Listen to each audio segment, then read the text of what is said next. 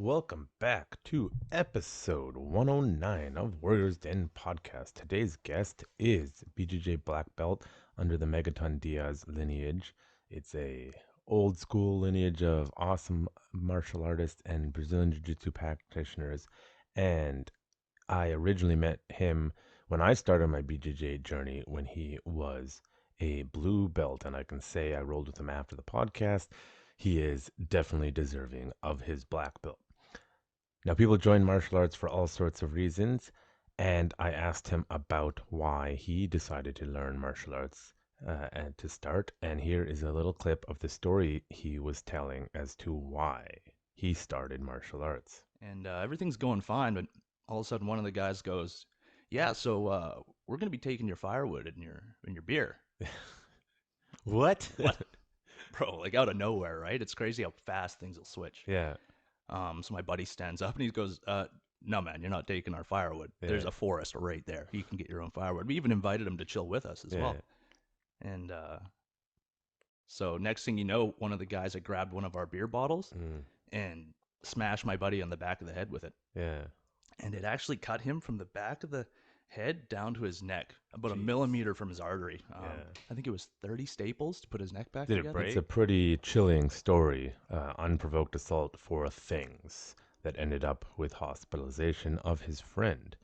The full story is, of course, in the episode. People go to martial arts for all sorts of reasons. However, a previous physical confrontation is one of the many reasons people do start. But before I get into it, a message from your sponsors.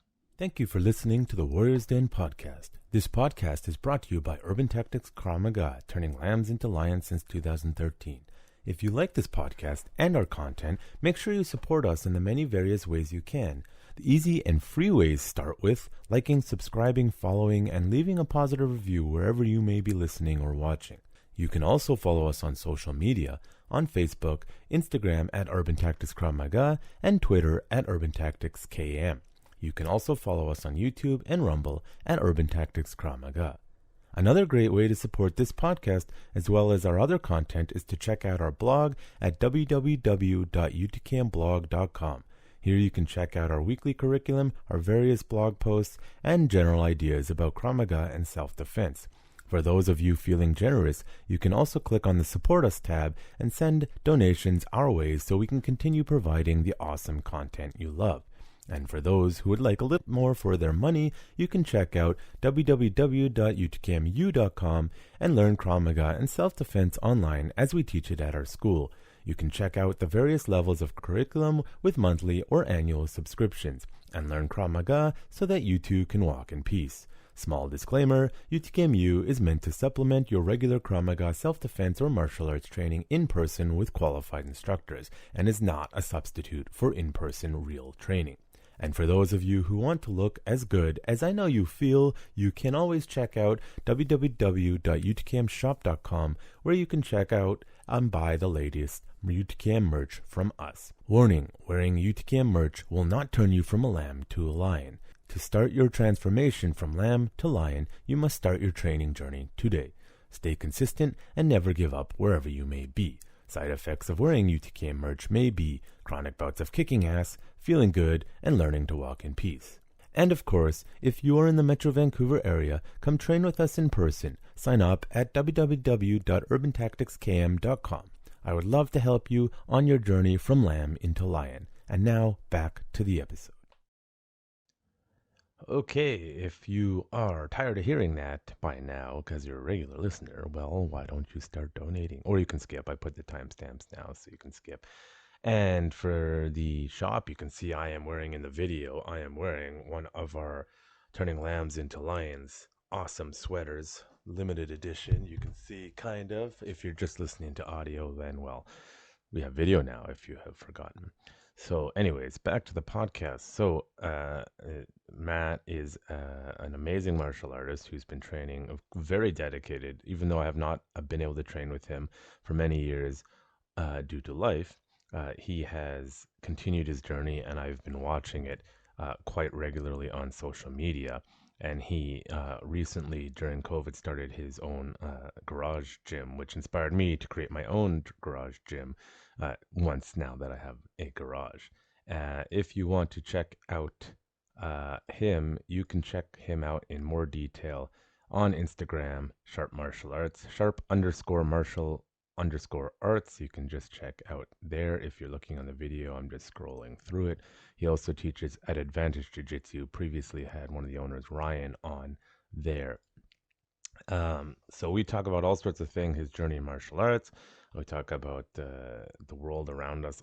Also, wouldn't be shocked if this video, etc., gets demonetized. That's why I post on multiple platforms. If you were not aware, Rumble, the blog, etc. Because again, I believe martial artists should be more than meatheads, and we discuss all sorts of things. Matt's journey, my journey, our history in the last few years, as well as the controversies of the world today. But anyways, here is the podcast with Matthew Sharpe, BJJ black belt extraordinaire. Krav Maga is not just a self-defense system, it is a way of life. Warriors Den is a podcast for Kravists, fighters, martial artists, warriors, politicians, and general citizens.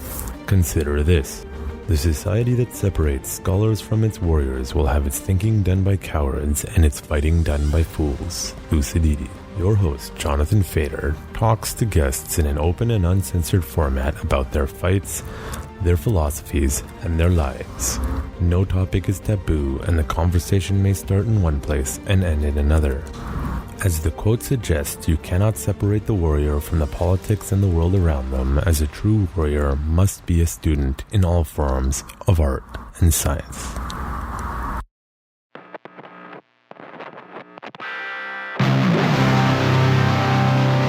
You're listening to The Warriors Day. Brought to you by Urban Tactics Krav Maga, turning lambs into lions.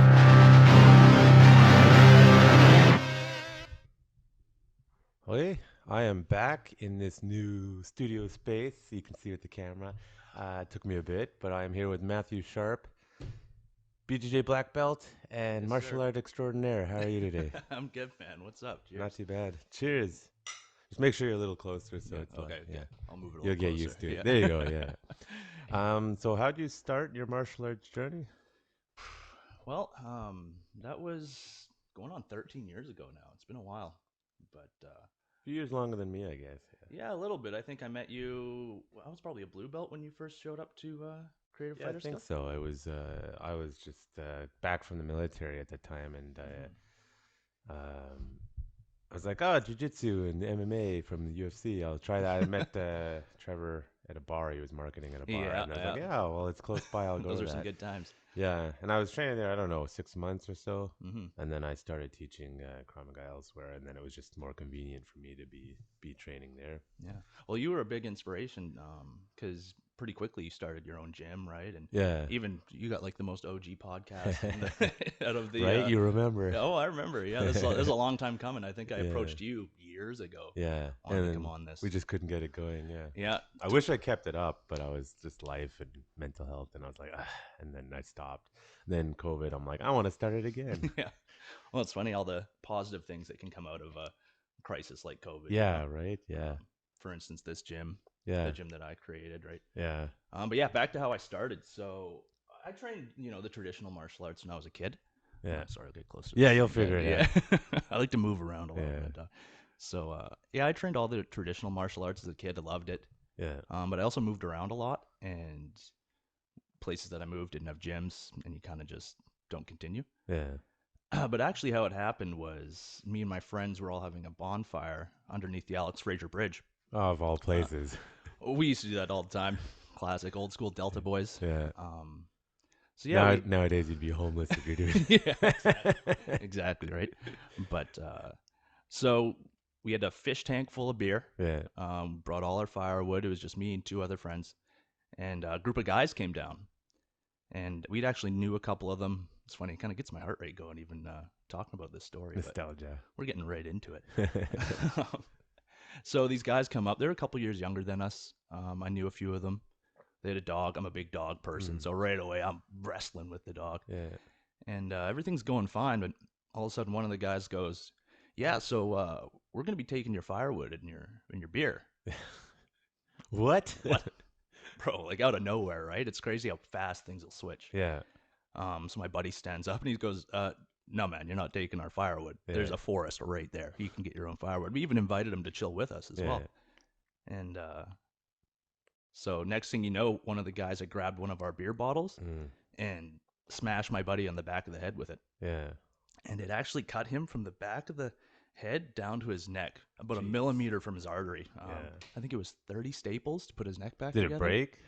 Bottle broke, Yeah, it which must was have hit him hard. which was worse Yeah. because that slashed him right down there, you know. And man, until something like that happens, you don't really know how you're gonna react, right? Yeah. So my buddy gets hit with the bottle. Next thing you know, I get hit with a piece of firewood, and man, right away it was like, dude, take our beer. Take my buddy's freaking dying here, you know. Yeah. And it was intense, but they wouldn't stop fighting us. So I pull out my phone. I'm trying to phone the cops. Buddy grabs the phone from my hand, whips it into the river, fending them off, and it's actually pretty funny. So there's a drive-through liquor store called Tidewaters. Yeah. There's not many of those left, but at the time had a big window. And I was like, I gotta phone the cops, man. So I sprint off to this drive-through liquor store, and I am covered in my friend's blood, like head to toe. And it was like a horror movie, man. I slap both my hands on the window. Help me. The lady looks over and just goes totally white. Yeah. But so she calls the cops. These kids, they take off down the railroad tracks, not to be seen. We get my buddy out. My friend is alive. Derek, what up? It's good. Yeah, so could have been a lot worse. It's fun. Cops come, and it's basically boys will be boys, you know? Back in the day, we try to explain, like, no, man, like, they jumped us, they assaulted us, and cops go, we don't know who started it. Yeah. You shouldn't be having a fire in this park anyway, so. You broke the rules first. Yeah, exactly, right? So nothing really came of it. And it was a pretty serious offense, you know? Yeah. But I mean, assault causing bodily harm is usually jail time if you get convicted. So. Yeah, like, I'll be honest, it was horrifying. Yeah.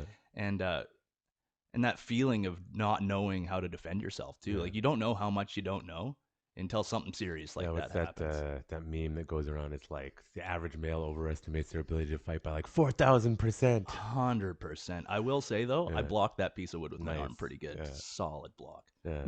But so that at that point, man, I was like, I gotta learn how to defend myself. You know, it was no longer wanting to do it for fun. It was kind of like, that scared me. That was.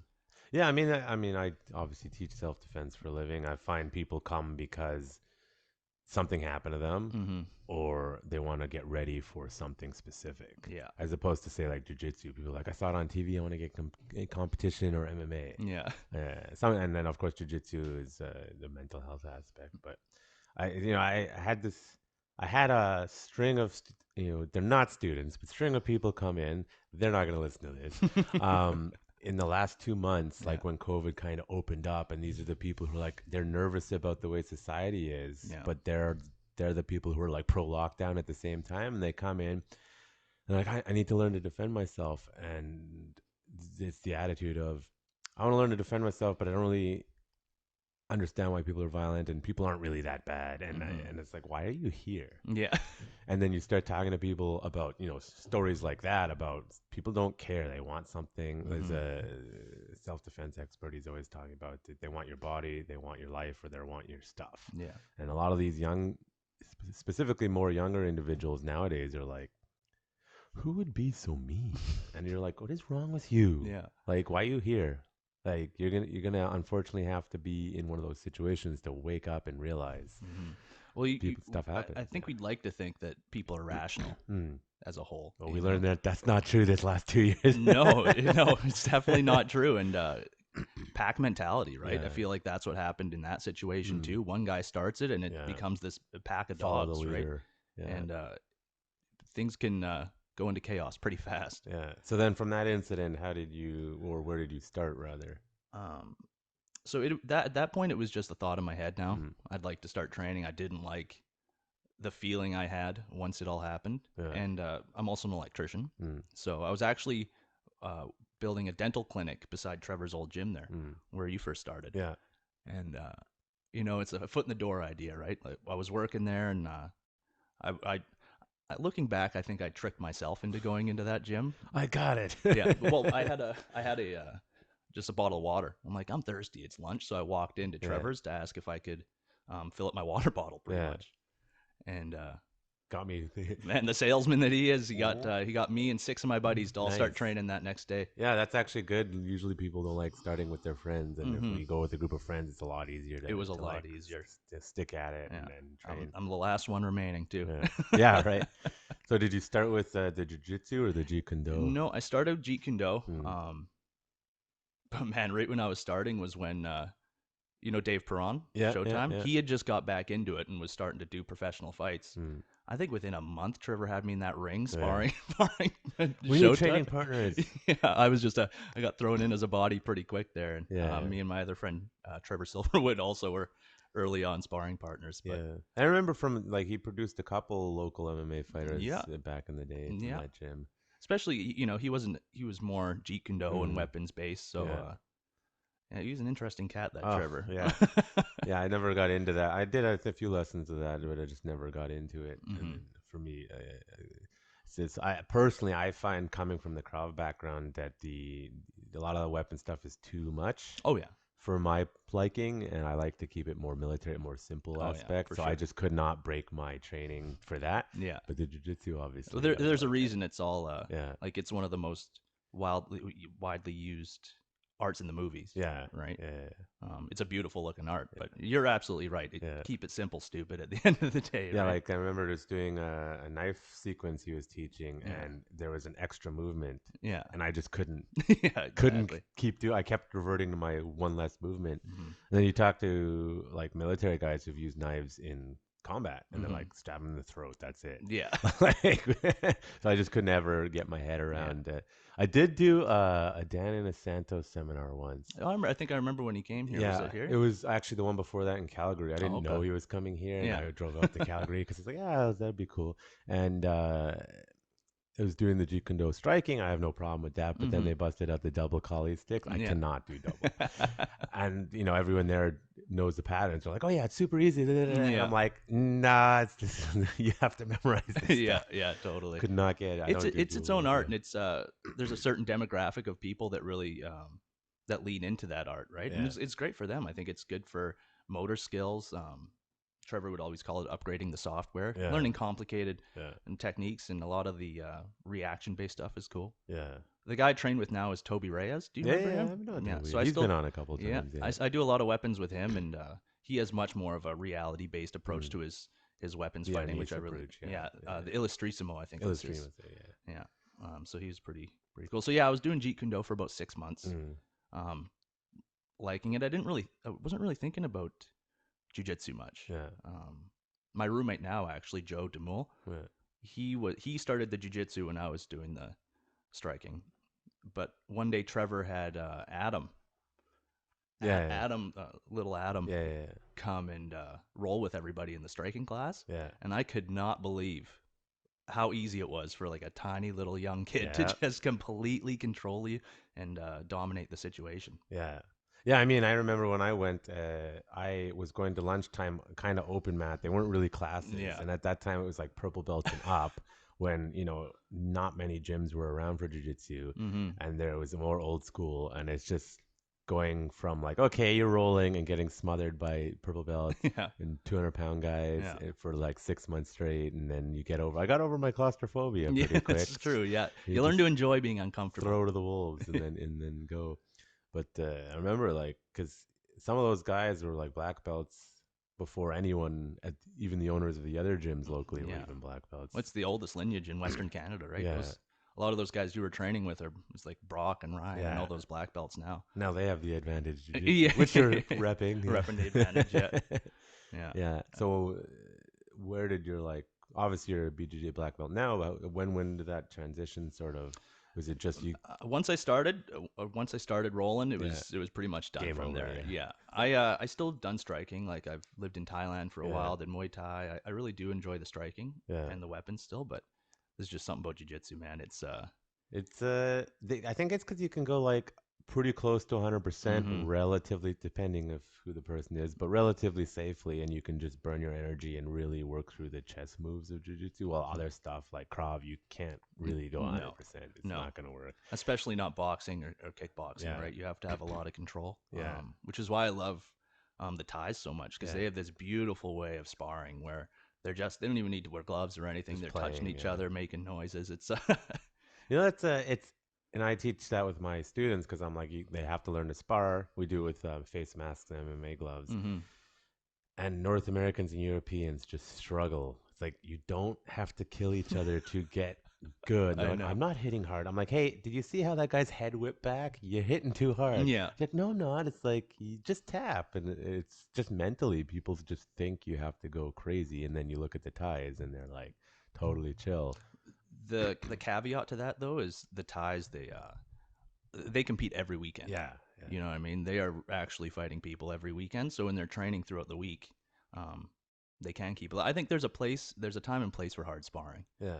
in jujitsu and in striking, right? And I think early on you need to kind of have some wars to find Yeah. out about yourself, What right? can you take? Yeah. Yeah, see how you will react in those type of Yeah, situations. and that's like the way I approach stuff, self defense. It's like when I test people, it's like they're hard Mm-hmm. because what I learned in the military was a lot of the people that you think are gonna keep their shit together, they fall apart under stress, and Yeah. they're the guys who keep getting promoted Yeah. because they work well in the system. Yeah. So I realized like you do need to stress test people. Like if you want to be an MMA fighter and you refuse to spar, it's like, ooh, you have no idea, Yeah. you know, It's gonna something get like tough that. for you. Or if you want to deal with, as you found out, unfortunately, like violence can be like that, and then Mm-hmm. next thing you know, someone's in the hospital, and that's what that pressure testing is for. Is you Mm-hmm. need to be able to handle mentally and physically that you can at least keep your shit together long enough to get at least to safety. Yeah. And a lot of people can't because they never tested it. Mm-hmm. You know? And then I think there's a point of diminishing returns, Yeah. right? Where Trevor was always an advocate of light and technical Mm. sparring, and I remember that I didn't. You know, at the time, you'd go and hear other gyms and train other places, and all they were doing was kicking the shit out of each other. And so you start to not trust, like, is this the right way to train? Should I be beating the shit out of my training partners? Yeah. And I think it's proven itself over time. And you see with the higher level MMA fighters now, they Right. are bringing it back a little bit. They're Yeah. not sparring each other super hard. You hear people who don't even really spar Yeah. during camps now. Yeah. I think I can't remember who was like, I know I can fight. Yeah. I think it was Max Holloway. Max Yeah, Holloway, he's yeah. like, I can fight. I don't need to do it anymore. Like, Mm-hmm. and I think it's the realization of CTE and the head trauma. Mm-hmm. Once you know you can do it, then it's just once in a while. Mm-hmm. Um, And the reality is when you're fighting for your life, you don't get to work on anything. yeah, It just is you're brawling, right? And you're seeing these guys like Max Holloway and doing the equivalent of positional sparring yeah, in striking, right? Which is huge. yeah, If you look at the best jiu-jitsu guys, and it's a lot of positional sparring and like actually, like Gordon Ryan says, oh, yeah. actually doing jiu-jitsu and not just like fighting each other Yeah. like two bulls, right? Did you? They were just on the Lex Friedman podcast. What again. a legendary podcast, dude. It's like Four Horsemen of the Oh, Apocalypse. it's unreal. It's unreal. If you don't know, Lex Friedman's a black belt. He's got one of the most popular podcasts. Gordon Ryan's the best guy on the planet right now. John Danaher is the best coach right now, and GSP, the legend MMA fighter, all under the same sort of training lineage, all on one podcast. Yeah, I would say turn this off right now and go listen to that probably, and then come right back, and then come back, and then come back for sure. Yeah, Yeah, that was an unreal podcast for sure. but like John Danaher is interesting because he brought into the. I know some people hate it, but he brought into the martial arts world the intellectual again, Mhm. and for a long time it had been removed. Like for example, Krav Maga, it's like no talking, fighting, you train. But I'm like, okay, but self-defense is a broader perspective, and we Mhm. need to learn. Like a good example in the last 2 years, a lot of people are really confused and don't know how to make sense of left and right. Mhm. And I like to teach critical thinking and talk about my students with this stuff and broaden out what it means to be a martial artist to that old traditional way a little bit. Yeah. Even though I know people hate it. Like I'm not having people sitting and meditating and stuff, but it's like that aspect of the traditional martial arts, the intellectual, the spiritual, the artistic. I think we've lost it, and a guy like John Danaher is like almost bringing it back in a modernized way, Mhm. where you get amazing results, but intellectual stimulation, broad is the way of the warrior kind of thing.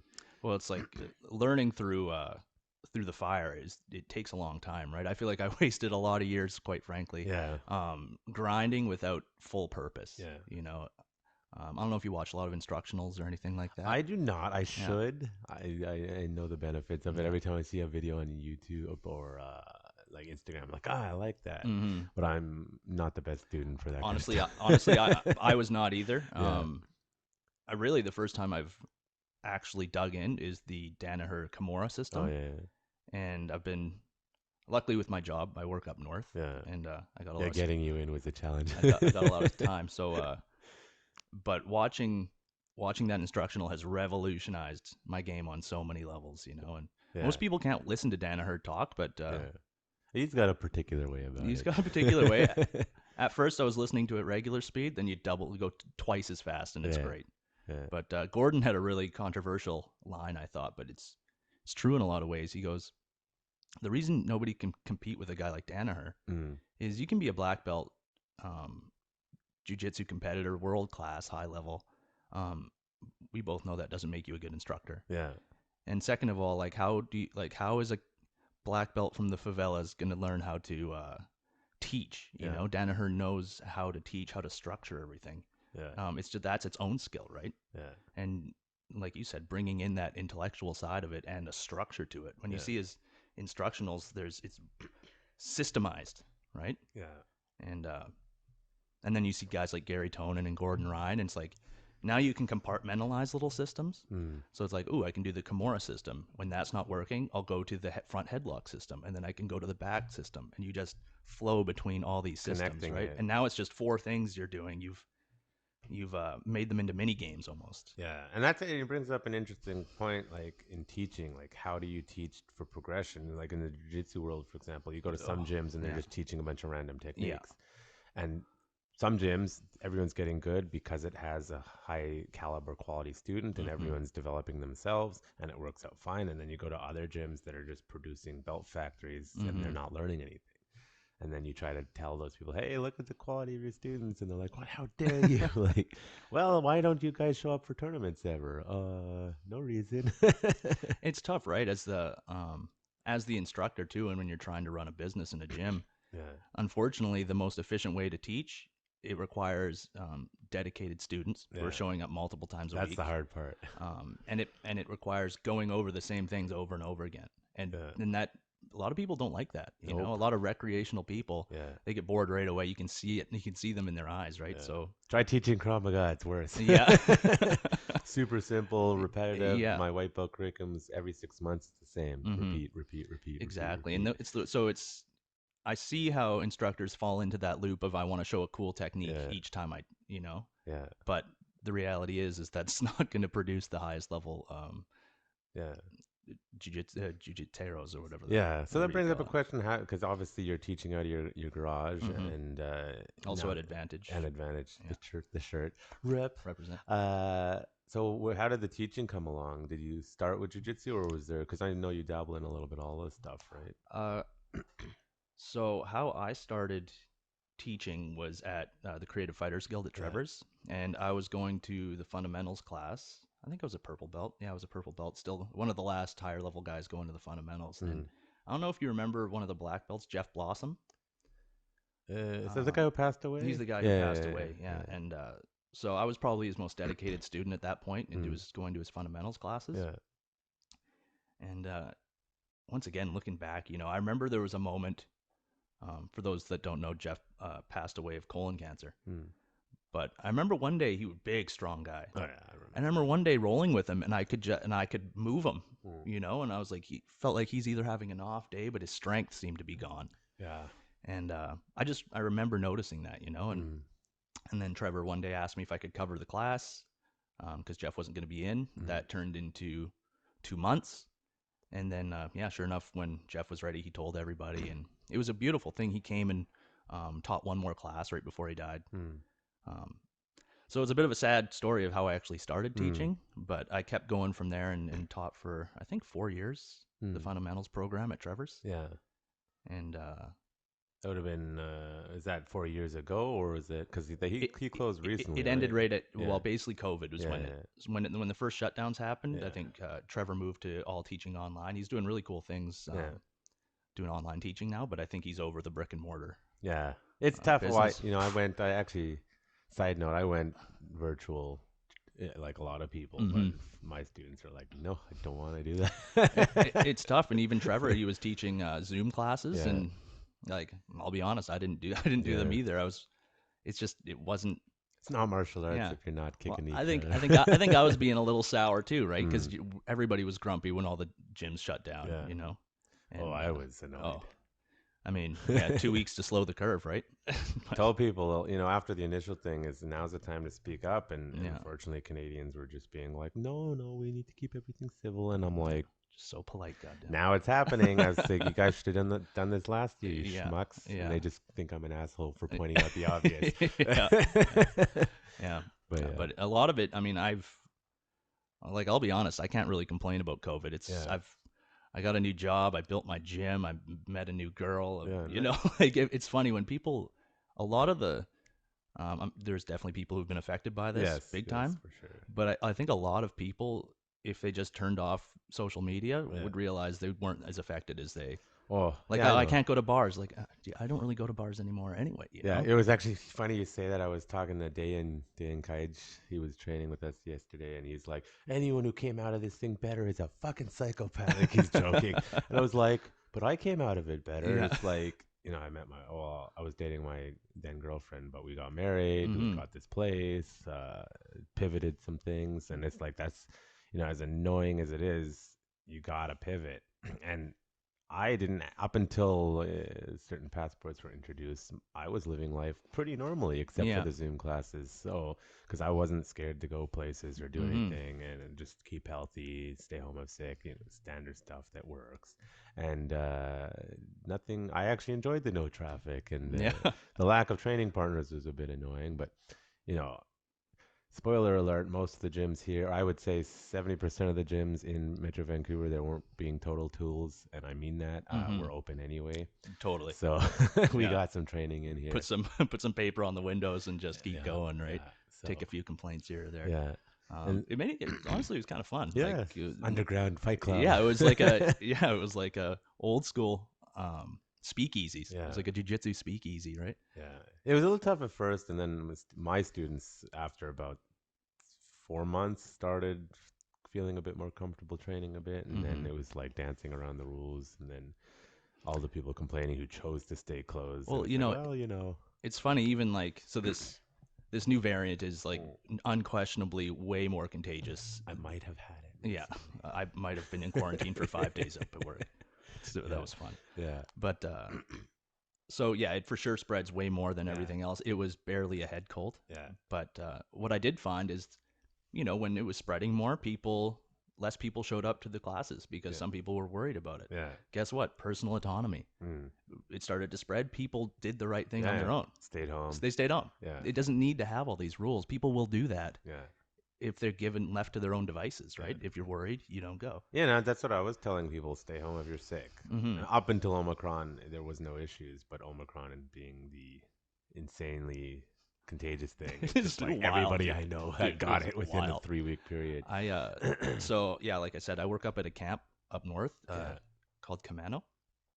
And first of all, everybody has to be vaccinated to work there. Yeah. Not company policy, but we fly. Yeah. So to fly, you have to have it. Hopefully that'll go away. Funny soon. loophole. They're like, we're not making you do it, but Yeah. Yeah. And By default. so first of all, we all have to be vaccinated. Mm. Second of all, we get tested at the airport before we leave, and then we get tested 3 days later. Yeah. So quite a lot of plus social distancing, Yeah. all the rules that they Yeah. do, right? Doesn't matter, right? Yeah. So this last run, I worked 2 weeks on, 2 weeks off. Mm. Get there, working night shift. After the end of the first night, I'm like, kind of feeling a little funny. I mean, I Yeah. just tested negative, Yeah. and it's just a little bit though. For me, it was when I got out of the shower, I had a chill. Yeah. I was like, hey, that doesn't feel right. So I had to tell my boss, instantly test me again, Yeah. test negative again. Yeah. But how it works there is you then have to quarantine in your room for 48 hours. Yeah. And then test again. And what this means is they literally lock you in your room. Yeah. And serve you 3 meals a day.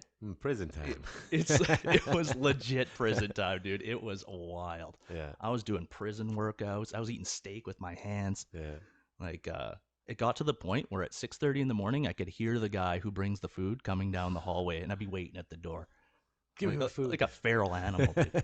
And then what they do is they knock, and they put the food on the ground, and they back away. So you open the door, you grab the food really quickly, and you fucking eat it really fast. Yeah. But so anyway, 48 hours go by. I'm feeling fantastic. Yeah. Thinking, okay, time to go to work. And then you test positive. Test positive. And he's like, hey, 3 more days in quarantine. Holy. Yeah, right. Fun time. That was oh, and so the point about that is I think there was over 40 people quarantined. Yeah, just got it. Everybody got it, and everybody was vaccinated, and everybody was testing. So like it's almost as if people like myself are like, I told you so. maybe reading scientific literature instead of listening to the person who wrote it, which seems counterintuitive, will tell you a lot more. Yeah. Because guess what? The data won't lie if you know how to read it. That's the key thing. You have to know how to read it, because the data will lie if they twist it for stuff. So hopefully we can get back to normal soon.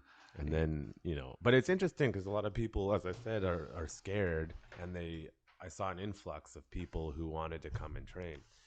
Actually, the camera's there now. I got to remember this. Face this way. And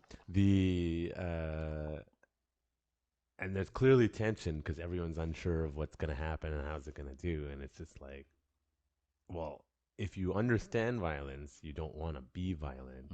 Usually that's the case. Ironically, a lot of those same people are like, you're going to be more violent if you learn to be violent. It's like, if that's the case for someone, there's usually something wrong with them. Well, it's false confidence, right? Like even those guys that jumped us down at the Alex Frazier, it's not because they were confident people that they had to smash my buddy in the back of the head, it's out of fear. Oh yeah. Right. And then so the more confident you get just in yourself, and like I have no delusions on my ability to fight. I'm sure you're pretty good. I'm pretty good, yeah, but it's because we also know the level at which you can go. Yeah. When people I work with a lot of rough and tumble miners, right? Yeah. And they'll be like, "Oh, so you think you're pretty good?" I'll be like, "I'm all right." Yeah. I don't need to prove myself to any of these people. Yeah. Like I know the level at which I am, and I'm proud of the level at which I am and what I've accomplished. Yeah. And but you see all these guys, you just hear. It's funny when you hear on people who don't train. Discuss fighting. I can do this. Or you're in a bar watching UFC, which I can't do for an undisclosed amount of time right now. And the comments people make, it's like, you're a fucking moron, man. Like, you have no idea what's going on in that cage right now. And just a little bit of fight IQ can change. And then, for me, I am a naturally aggressive person, which the persona kept me safe to a degree because people are like, is that guy going to stab me? I wasn't. But then I realized, like, I am not an athlete. Yeah. And then you're training with athletes. Yeah. And I can hold them off, but it's like there's levels. And then you realize I really don't want to have to fight some 300-pound athletic monster on the street if I don't have to. No. Because that's a nightmare. And, as a smaller guy, it's like that is where, like, that self-defense mentality is. If I have to fight, it's going to go past the line that is comfortable for most people. Yeah. And I don't want to if they're a 300-pound monster. Yeah. It's not a game for me. Yeah. I'm not looking to test myself against this stranger. Yeah. Like, if it's going to happen, it's not going to be fun, right? Yeah. And I know people still are like the athletic guys, and like, oh yeah, and it's like, man, you're gonna run into someone who is better, faster, stronger than you one day, and you will wake up. Everyone wants to be the GSP or the Khabib, and it's like that's 1 in a billion. Okay, most MMA guys, for example, don't even get into the big leagues. So you have to realize, like, the level of capability is a very different thing. Maybe 1% of people who train MMA get a contract. Or it's probably more than 1% because I guess a few thousand. Maybe on the local scene. Yeah, on the local scene. But on, like, say, I don't know, at any given time, there's 5,000 people globally, 10,000 people maybe training professional MMA. Yeah. Probably more. I'm just throwing numbers out. But, isn't that what we do in society now? Right, just throw numbers? But, like, the UFC roster is like 200 people at any given time. Yeah. So maybe, let's say there's a couple thousand former and current UFC contracted fighters, and maybe another couple thousand former and current one championship fighters, and like that's it. to make it into that kind of level of fighter. Yeah. And then, you get the guy who's, amateur, good amateur. You can beat up the average person. And then you get like your gym rats. And it's like, you just don't know what you're going to run into with somebody when you're training. And even say like I've competed in jiu-jitsu a dozen or so times, but to take an amateur MMA fight, it's like you don't play MMA. No. Like getting punched in the face. Well, I've always had a career the entire time I've been training. Yeah. I'm a recreational martial artist here. I have another career that I do. Yeah. And you're dealing, if you go take an amateur fight, you could be dealing with a guy with nothing to lose, who's broke. Yeah. He's probably on Anavar and really has something to prove to me, you know? So it's like you got to know what you're getting yourself into. It was funny, my black belt coach, Mike Hansen, it's almost second Dan now. He's been doing martial arts for years, and he wants to now in his, I think he's almost 40 or early 40s, wants to do his first amateur fight. Oh, yeah. And they're just talking like, you're going to have trouble finding a opponent because they're going to be like, wait, he's been a black belt for how long? Yeah. And he can fight other ways too, but I'll just leave it at that. Yeah. So we're like, he just wants to do it for the sake of like, I did it. I'm a coach. I did it once. I have huge respect for that too. Like, yeah. But so that's like you could be a guy, your first fight and you're up against a guy like him. Exactly. Or you could be a guy who's like, I've been training like 6 months and I took a fight, Even jiu-jitsu, you go and do a comp, you go do a jiu-jitsu comp and you run into a wrestler who's been wrestling for 15 years. I've run into that. Oh, yeah. I did purple belt and this guy had been wrestling for like 15 years. Yeah. And he was like a purple belt in jiu-jitsu and he came up a weight class and just fucking steamrolled everyone. I was proud of myself because I gave him the hardest time, but his speed was too much. Eventually, I had to tap because I'm like, I cannot keep this pace. Yeah. He's like, oh, I'm not. I hate it when people do that. They're like, oh, I'm the white belt in jiu-jitsu, and I'm rolling with them. I'm like, what kind of training you know? Like, oh, I did wrestling or sambo or something. I'm like, God damn it! Like, you're not a white belt grappler. Be honest. Yeah, I know. I don't know if you're being modest. I did competition sambo for 10 years. Yeah, I ran into a guy once that did that. And white belt, I'm like, you're not a white. I'll tell them, I'm like, listen, you're not a white belt grappler. So you need to be honest with people. It's not nice if you go with a real white belt and you destroy them. It's horrifying. And a lot of people have they're like, no, but I'm a white belt. It's like, I understand you're being respectful. You're a white belt BJJ practitioner, but you're not a white belt grappler. Like, bro, Khabib's a white belt. You saw him wear the white belt. Yeah. You know? And that guy's a monster. Yeah. So it's actually interesting, Danaher talking about Khabib versus GSP. He's trained with both of them. He's trying to be like soft. I felt like he was leaning on GSP would win that fight. Yeah. Soft, subtly. But it's, that's the highest level. I'm sure even I would get smashed by either of those guys. The Russians are really interesting, it's do you know Islam Makhachev? Yeah, as a fighter, not personally. You're not friends? His finish against Dan Hooker was fucking awesome. I was so stoked about it because he used pretty much the exact Danaher Kimura system that I've been working on the whole time. And it's funny because they'll get all the credit to sambo or to wrestling. But if you watch them, they're doing full grappling, jiu-jitsu, everything, these Russians, I think they grew up like the Americans. They have a really amazing wrestling program. It breeds athletes and really explosive mentally tough guys. Yeah. But it's like with all the martial arts, you put too many rules onto things and it's going to stunt your growth at a certain point. Yeah. Well, also it's like the sort of pattern recognition of martial arts. So if like some of the Dagestani guys, the way they wrestle, a lot of it is actually like traditional step wrestling or mixed in with stuff that you just wouldn't see here. It's kind of like the when Danaher reintroduced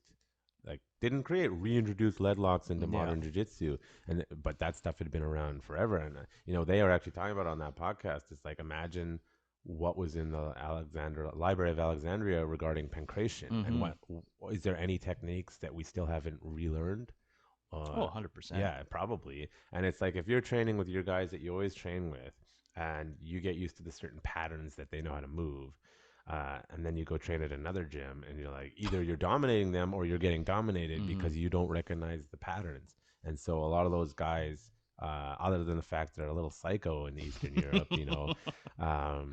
the way they grow up is creates mentally tough people. They're doing patterns that the other people are not used to sometimes. Now, of course, then if you do like the Kimura lock system, that works It all consistently. translates, yeah. And then once it works, it is a matter of the competitor themselves who can keep the pace the longest. But I find that often happens. I think Lachlan Giles was talking about this, like in his gym, bronze medal ADCC champ. In the open class as a tiny guy, and he's like, my guys can stop my game, but when I go to other gyms, I'm like catching everyone because they just don't know how I move. And that I find, from a self-defense perspective, that is the thing that people don't understand. It's like that untrained guy might do something you're completely not expecting, and unless you're trained to deal with random crazy, they can be the most dangerous, right? They're not going to throw a straight jab that you can parry. They're just like doing some they random swing shit from the hip out of nowhere, right? And you got to get used to it. And I find like teaching self-defense, sometimes you get like a trained person who comes in, like did kickboxing. They're like, well, why are you, that's stupid. Why are you showing that? I'm like, listen, you may be able to handle yourself just fine in a one-on-one match, but they throw that haymaker that you're laughing at, and oops, there was a knife in their hand, and you did a cover, and you just took a knife to the ear, as opposed to the sort of outstretched block. The reason you do that is range control for weapons, and then you're like, oh shit, there's a knife. Would I do that against a trained kickboxer throwing a close hook? No, I'm going to get smacked in the face probably. But understanding the nuance difference of how people attack differently, the mental space, the patterns, and the severity of the repercussions of getting stabbed. You know, people a lot. You hear this a lot. Like, why am I going to train? I'm not going to get in a knife. I'm not getting in knife fights. Why should I train with a knife? In my opinion, if it happens once, and you just get out of the way, wasn't it worth it? Like it's the severity of the repercussions is so high with knife fighting. And it actually brings me back to these students. They're not students. This mother brought her two sons in because their neighborhood is getting more violent. It's like Maine somewhere downtown. Oh yeah, Vancouver's collapsing. There had been several unprovoked attacks, more than normal. And the kids are just like, I don't understand why someone would attack someone unprovoked. That's kind of where I'm coming from. And then I'm doing my shtick because I'm like, guys, you need perspective. Techniques are useless for you. They didn't like it. They got annoyed at me. Then they didn't come back. But it's like, in the end, I'm just like, why are you here, to the mother? And she's like, well, because they're more violent thing. I'm like, so literally they came because your neighborhood is getting more violent, and your two idiot sons, yes, they're idiots, are like, no one attacks people unprovoked. It's like, did you talk to your mother about why you're here? You idiots. And they thought I was a crazy person, but I'm like, man, you're gonna need something bad to happen for you to take your head out of your ass and realize. and that goes back to, it's hard to be an instructor, man, because a lot of the right answers to there is spatial awareness, distance control, know your surroundings. Don't put yourself in bad situations. Those aren't the answers people want to hear. No, well, especially the climate. Luckily, the climate's dissipating, but it's like the dark alley question, and it always comes down to like, hey, just so you're aware, if you go down that dark alley, regardless of how you're dressed, someone might attack you. Well, they shouldn't attack me, but they did. Because you made yourself a victim. You're victim blaming? No, that's just how violence works. How dare you? And it's like, oh man, the last few years have been annoying as hell for me. It's just how violence works. Stop getting into it. And you need to go out in the world and see that to really understand it. You know?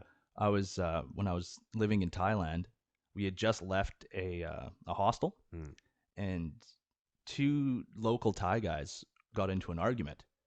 And one of the tourists staying at the hostel tried to break it up and got stabbed and died. So it's, once again, like, know where you are, know what your surroundings are. What culture? I talk about that a lot. Like, what's the culture where you at? And it's not like the wrong people be like, that's racist. I'm like, no. You need to know where you are, because a good example I have is calling someone a son of a bitch. In English, most of the time, it's like, hey, dick, shut up. But in some cultures, if you call a son of a bitch, they take it personally and they will try to stab you. And like in Israel, I saw it, and they didn't stab the guy. Just because I'm thinking in English, and I'm like, Ben's or not, it's son of a bitch, and they're like, motherfucker, and like immediately, and you're like, huh? Because over there, and I saw other people knock someone out for that kind of behavior. Now, if it had been in the street, in a culture like in Dagestan, you're getting stabbed. Exactly. Like, you are getting stabbed. So I think even Canelo was fighting Caleb Plant. Yeah. And I think he called him a son of a bitch. Yeah. And Canelo just cracked him Yeah. in the middle of the press conference. Yeah. Because, to Westerners, we just, like, that's just kind of a word you throw out, Yeah. So were you in Thailand just to learn Muay Thai or to expand on your Yeah, game? I knew a lot of friends who had just traveled around there and stuff. But yeah, my goal when I went there was to go train jiu-jitsu. They have a lot of good jiu-jitsu programs and find a Muay Thai gym. Yeah. So, yeah, Something I just wish went I on did, went but on a never great did. adventure, man. Yeah. It was. Were you in India for a while as well? I also lived in India for a few Yeah. months. Yeah. Set up that gym there. That was pretty cool. Yeah. I saw that and I was like, oh, that's cool. He's Yeah, it bringing was- the martial arts. Yeah, yeah, Punjabi jiu-jitsu, man. Yeah, I was nice. trying to set it up. How was that experience? It was a different universe, man. Yeah. It was unreal. But those little farm boys are Yeah. the strongest Oh, yeah. dudes I have ever met in my life. Yeah. A lot of big boys over there. Farm strength or old man strength, Yeah. the traditional. If you use your body, Yeah. it will affect your longevity, but you're just Yeah. constantly using your body, you get super strong. They loved the wrestling, man, because Yeah. well, they have kabaddi. Do you know what kabaddi is? No, I haven't It's heard of kind of like it's a Punjabi sport that's kind of like I'm gonna butcher trying to explain this, but I think it's like capturing the flag. We got two teams, and then somebody runs into the middle to grab the flag, and then everybody tries to stop. Essentially, it's just like Red Rover tackling the crap out of each other, and it's huge here. You can make millions of dollars in Surrey as a professional kabaddi player. Yeah, super interesting, but it's very wrestling that. Wait, oriented. so in Surrey, you can make money doing it? Oh yeah, it's a huge sport. Never would have heard Yeah, of it. kabaddi. You check it. We'll check it out. Yeah. We'll get young Jamie to pull it up. In my empty room. Yeah. Yeah, that would be nice. So they took to the wrestling Yeah. really well. I mean, there was at points where all their parents were there, all the kids were there. The parents would like want to come in and wrestle with me, and Yeah. Well, there's, often the origins of martial arts, it's hard to say because, the modern ideology, it came from Asia, but there's a lot of evidence to suggest a lot of it came from the Greeks, actually. Yeah. Right. Now, there were civilizations in India and China at that time, but there is not that much evidence of like comprehensive martial arts until the Greeks showed up. And then it seems now the question is that simply because the records were lost, or is it simply because they just didn't need it? And it's interesting to think because pancration that from the Greeks is mostly wrestling based, and then obviously the Indians started developing stuff. I think at the end of the day, it's such a natural movement. I find if people, especially new people, white belts, just get out of their own way, they'll actually start doing techniques that they've never been taught. Clinching up and stuff. Clinching up or naturally going for underhooks. It's like if you watch two bears in the wild wrestle, like they're going for underhooks. They're shucking them over to try and take the back. Like They also do the nut punch too. Yeah. There's that one. The splits in the nut punch. Yeah, I saw this video of this bear. He's playing with some water hose and it comes down and smokes him in the groin, and the bear just like drops, and it's just like it works. Classic. Yeah, and you see in nature wrestling, they wrestle a lot. Underhooks, overhooks, even barambolos you see with some animals. They roll under like cats and stuff. They'll roll under. Totally. Barambolos. Believe it or not, very natural technique, Unnatural for us humans. But Yeah. natural. I still can't do them for properly. cats, it's pretty good. Yeah, I tend to not go in those directions. Yeah. In jiu-jitsu, I do try and avoid techniques that, like deep half and stuff that exposes you too much. Yeah. As I'm getting older, I'm trying to, even with gi jiu-jitsu, I've noticed it's a beautiful art. Yeah. But as it gets better, it's getting more and more away from reality-based style fighting. Yeah. That's true. And especially because I have a career as well, I can't, and I'm limited with the amount I can train. Yeah.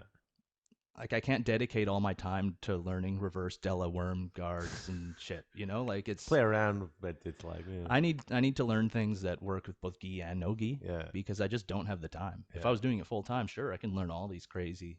And I think it's important to understand them to an extent. to stop them. Yeah. But it's like I can't be doing this all. Yeah, the time. that's for me coming from the self-defense background. It's like I was always trying to do a lot of this fancy stuff, and then I'm inclined to more traditional basic stuff that will work in MMA and will work in the street. in controlling their ability to strike me better. Like deep half is a terrible position on the street. Exactly. Like horrible. You're just gonna get smoked in the face, and Mm-hmm. like all the guys at my gym do deep half. They're pretty good at it, but Yeah. it's just like I'm gonna be like smashing you Yeah, in the it's face. tough, right? Or I started teaching like high knee shield Z guard in Krav Maga as a self defense position. Totally.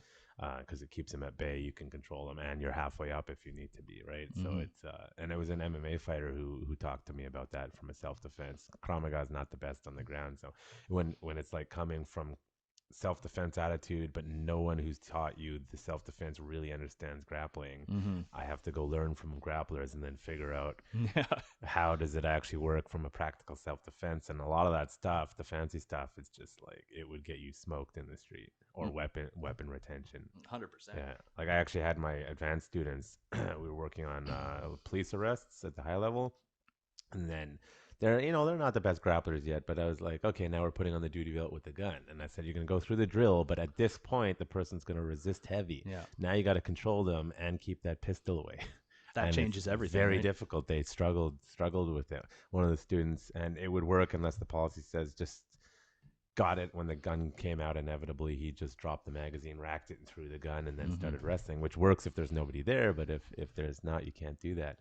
And so it's like people don't realize like, oh, this is different. And then the duty belt is bulky, and then it gets in the way. And if you're not comfortable rolling, shifting your hips and sitting on it, getting them to the arrest, not letting them get the gun, and it's like, oh, this is hard. It's a different art almost. Yeah. Sometimes it changes your complete perspective on what your focus needs to be. Right. Yeah.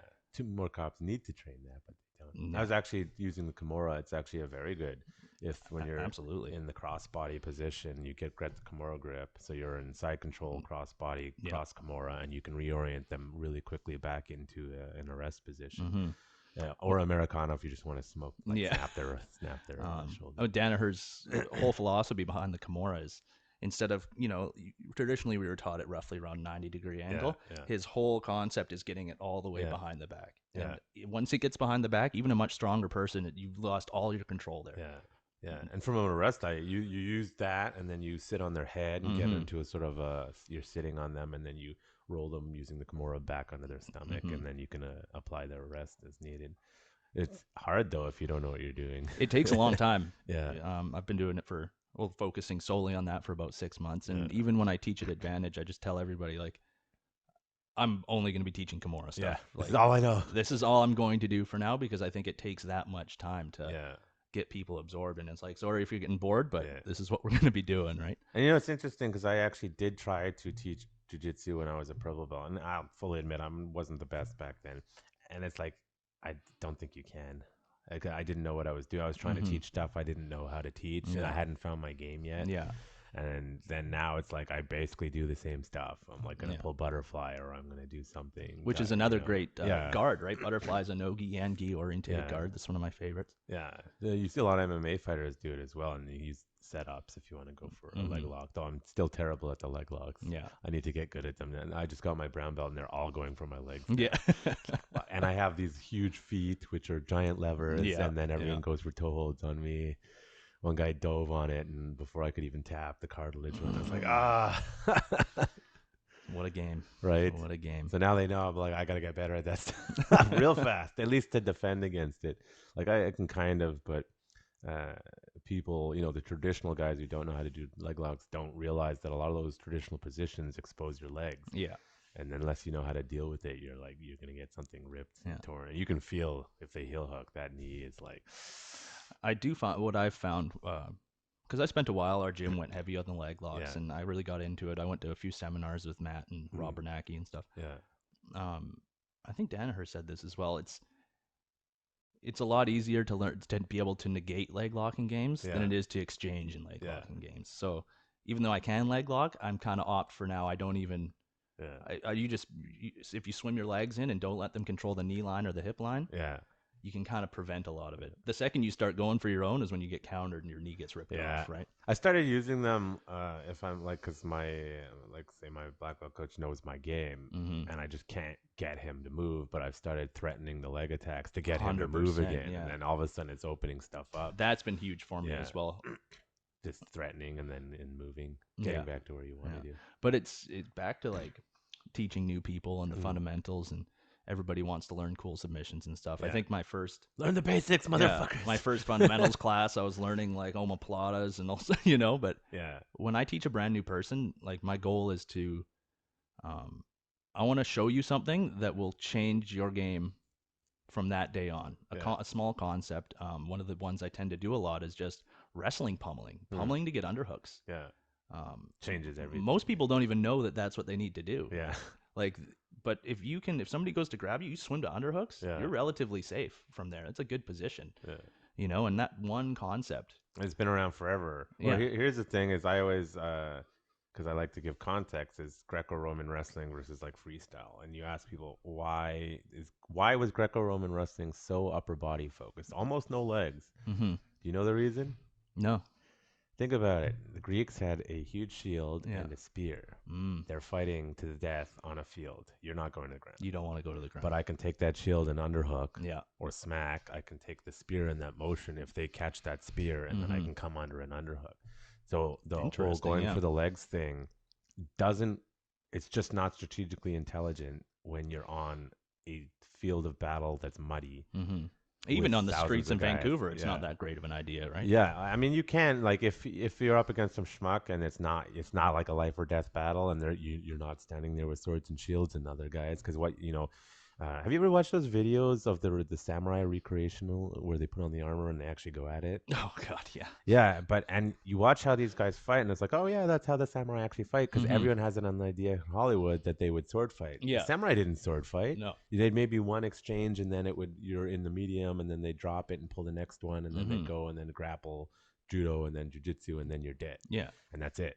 And everyone's got this idea that it comes from like the European elitist sword fighters who are the rich guys who are just trying to show off. It's like, that's not how they fought. That's not what sword fighting is. Yeah. I can't watch in movies. Yeah. Two things I can't watch: horribly choreographed fighting and sword fighting. Right. It drives me nuts. Yeah. It was good. The Last Duel. It got panned by the box office, but as far as combat went, it was like actually really good. As far as they're just like biting each other and punching each other, and it's awkward, and they're falling on each other. It's Matt Damon and Kylo Ren guy. Oh right, it's that French, famous, that weird looking dude. Yeah, famous French. It's based on a true story of a French. This guy raped another guy's wife in the 1300s, and it became this huge like folktale thing. It like actually happened, and then.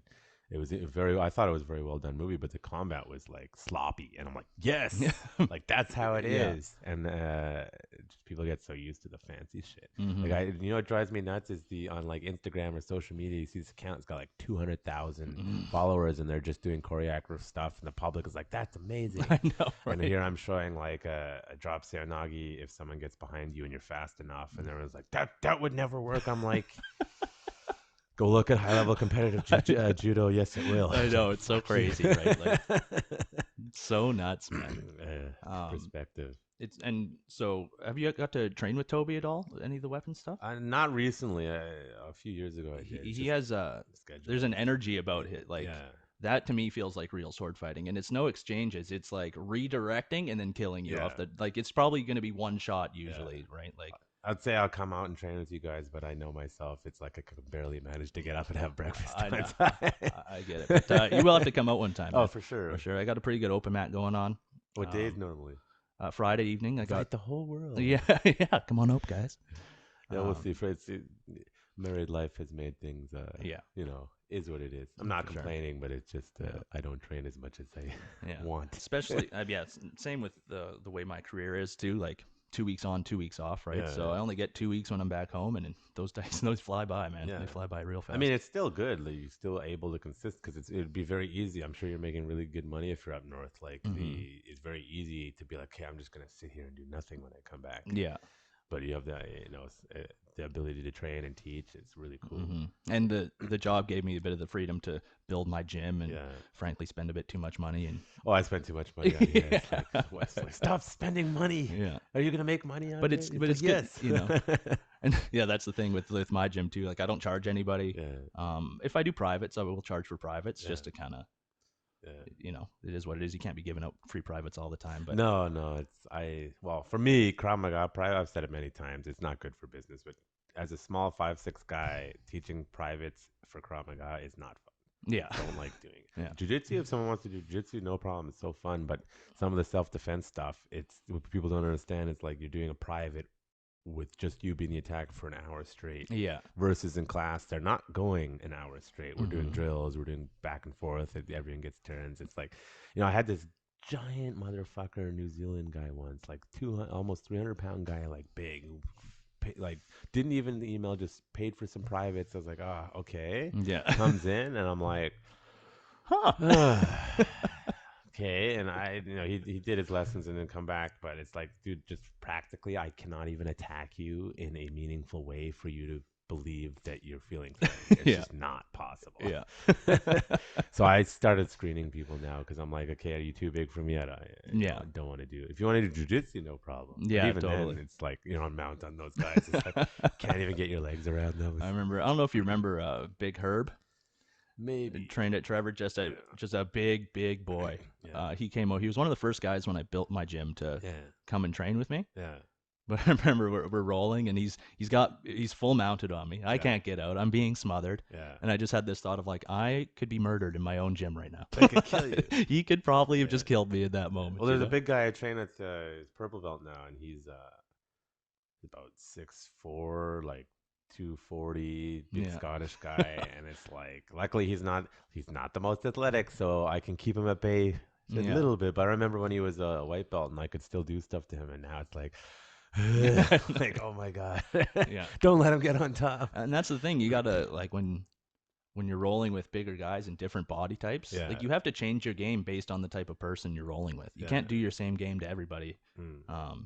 Otherwise, you end up, some guys you just don't want to pull butterfly on. They're a bit too big for that position, right? Yeah. Now, are you teaching weapon stuff in your gym? No, I have Toby come, and Toby runs those classes. Yeah. I gotta come and yeah, we'll do sometimes on Sundays. We'll have him come out. Sundays don't work. I'm teaching all day Sundays. This is how it's gonna go. That's how it always is. That's the one day that I'm teaching that day. Yeah, fairly open. Also, did you remember JT?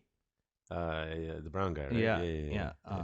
He's expressed some interest. He might be starting to teach a jiu-jitsu class once a week out of my gym too, which is unreal, but that's to be determined. Yeah, he was purple when I started, and still big. Yeah, he was a purple belt who smashed every black belt in the Lower Mainland pretty much. Yeah, and eventually, it was funny. The whole community pretty much came together. Yeah. All like the PTT Richmond, all the black belts came out, and they surprised him and gave him his black belt. Nice. Because it was like, we can't be having you crush everybody anymore. Yeah. So that actually brings up an interesting thing about like ranking. Jiu-Jitsu's been pretty good about maintaining standards, but what are your thoughts? Because like I know some people will be like, I want you to develop your game, but they're smashing everyone and they keep them at a lower level, or then some people are smashing people and they get promoted really quick. So what do you think for jiu-jitsu, at least, how to promote? It's complicated, right? I tend to believe personally, it's a personal journey for a lot of people. For instance, we have an older couple that has trained with us for a long time. Yeah, I think I remember that. Yeah, and she's not going to be able to smash everybody. Yeah. Ever, right? She's getting older, but the dedication she's shown, like she's always watching instructionals and questions, and it's like, does that woman not deserve her black belt because she can't tap people out? It's very subjective. I do think it needs to. It's tough, right? Because you also don't have to be good at everything to be really good at jiu-jitsu. Yeah. Like I don't do barambolos. Yeah. Should I not? I think it's impossible to be good at everything. Exactly. Well, in there's a few guys, fact, you kind of only need to be good at 3 or 4 things, and you can be really good at jiu-jitsu, right? Yeah. So, I think, how the old school way was just don't promote them forever, and then by the time you do, they're ready. Yeah. So until you're crushing everyone at your rank, you don't get promoted. But like honestly, I wasn't expecting to get my black belt. I thought I was gonna, especially because COVID happened. Yeah. I was thinking like a couple more years before I got my black belt. Yeah. But I think there's steps. I think you need to start teaching, like that has to be one of the processes. I think you got to face adversity, get injured, recover. It's such a long process that you must get injured. Well, you're going to. Yeah. It's interesting. Like I got my brown belt my coach was like, but then his coach was like, why isn't he a brown belt yet? And then it's like, okay, fine. And it's like, and it's like this, the mental space is like, because there's some fucking good guys Oh, yeah. at Budo Burnaby. And it's like, I'm not offensively as good as I wish I was because I can't put in the time. Well, can't is a strong word, but it's life. What's that old thing? Like a belt isn't a reward. It's the Yeah. beginning of the next challenge. Yeah. Right. Yeah. And certain cultures and certain gyms, it breeds people who are desperate for the belt. Yeah. And I've never been like that. I've never really. I was when I was younger, but now I'm like, Yeah. I want to represent reasonably the rank. Yeah, that yeah. I think is reasonable. I would rather not get promoted longer, please, so Yeah. that when the time comes, I feel like I can hold my own. You know. Well, what happened to me actually is I tore my ACL at blue belt, and I really couldn't train. See, that's one of the first Yeah. steps towards Yeah. black already. So I couldn't train properly, and I didn't develop my game. And then I got my purple belt because I was a martial art gym owner, and they're like, "Yeah, you're good enough." And then, but skill wise, I'm like, I don't know. I don't think I was. And then I worked really hard to finally feel like a purple belt. And I'm like, on one side, I would like to get promoted. On the other side, I understand if they're holding me back, it's fine. And it's just like, oh crap, okay, he did finally give it to me, and like, now I got to get better again. Yeah, yeah, exactly. Right. And then train more, but we'll see if that happens. And then work on the leg stuff now, because now they're all going for my legs. Yeah. It's like, well, when the endeavor that you're going down takes over a decade to do, and realistically never ends. It's there's so many things that are going to happen along the road. Yeah. And I think when somebody kind of deserves that little bit of respect of black belt is when they've persevered through all those things. You didn't quit. You didn't quit. Permanently. You had career changes, you had family changes, you got married. There's so many things that you have to survive through. Not everyone can BJ Pennant and get it in like 3 years, 3.5 years, or No. something. No. That's ridiculous. Not everybody's a rich Hawaiian that can just do train, it full train, time. Train. That'd be nice. So there's a lot of respect I have a lot of respect for the people who have had to have careers and kids and do all these things while trying to also show up to jiu-jitsu and get smashed by that guy who's just doing it 3 times a day and doesn't give a fuck, right? I think like that is the hard thing for people to realize. And I tell my students, like, dude, if you come for 1 class a week and don't stop, you will progress. Yeah. But if you disappear on me for like 6 months to a year every time, which I do have students like that, it's like you're going to lose it every time. Yeah. And you're not going to progress. So you just, as long as you kind of just keep on trucking, you'll get there eventually. And it's like, on average, it's like, in all seriousness, it's probably 8 to 15 years to a black belt in any martial arts that's taking it seriously. Just from a practical, that's how long it takes for you as an individual to develop a reasonable skill set. And I think jiu-jitsu's done a pretty good job. I know the Gracies had a stranglehold on ranking for a while. They've since lost it, thankfully, because they're like, you can't have it. Like, they keep changing the rules. You need to be a 3rd dan now to give out a black belt. Otherwise, IBJJF won't recognize it. And it's like, oh my God, you guys. But it's interesting. Like, I did a podcast the other day with one of the highest ranked female practitioners in Israel for Krav Maga. Oh, okay. And we were just discussing that ranking in Krav Maga is a joke. And, for me, I take it seriously as my students. Like, I've been open since 2013. Yeah. I just gave out my first blue belt. So I do the judo belt rank. So that's 2 away from black. And they've been training 5 years straight, and they already have their judo black belt. It goes blue, purple, white, yellow, orange, green, blue, brown, black. Oh, okay. Right. My curriculum is what I teach. It's my own thing. But as far as the expectations, it's like, because judo was the first system to introduce belts. One of the early founders of Krav Maga introduced belts using the same judo system, obviously different skill sets. Yeah. So I had been open since 2013, 12 technically. First blue belt like 10 years later. Yeah. Right. That was wild, dude. And you get these people sometimes. It's easy to not have this in jiu-jitsu and Krav. You get like I have my orange belt from this organization. I'm like, how long did you train? They're like, I did a 6-week course over the summer. I'm like, I'm just letting you know, you're starting as a beginner and I'm not recognizing your rank. If you actually have some skill, you might get there quicker. And they're just like, fuck you. They never say that, but they're like, I earned this. I'm like, you just don't know what should be expected of you. Of skill-wise at a certain level. And that woman Yella I was talking to is she's like, yeah, it's not just North America. It's like in France, they're giving out black belts in 2 years for Krav Maga. And she's like, what the hell? Like, Well, it's kind of the McDojo mentality, right? Yeah. And it's getting promoted by attendance or whatever type of thing. Yeah. It's not an easy topic. Like it's hard to because I know some gyms have a much more curriculum style Mm. process in order to get your Yeah. new belt For systems right? jiu-jitsu, For yeah. for jujitsu, I'm Yeah. talking about. Yeah. And it's probably a good thing, to be honest. Like I don't think the way my gym did it was the best way to do Here it. you go. Yeah. You know, like I just think they just didn't promote people for so long that all right, Yeah. you know. Like I always debate, like, because for me, from Krav Maga, I do have structure. Yeah. I'm expecting you to learn certain things. Yeah. You have the tests. You go through the process. I But think people respond well to that too. some people do, some people hate it. Yeah. But and I tell them, like, and I'm very clear, like the belt is just a milestone. It's not a skill recognition. Like, don't let it get to your head, because otherwise you're not going to get soccer moms, as you said, working your way up. You need to make it achievable for everybody. Yeah.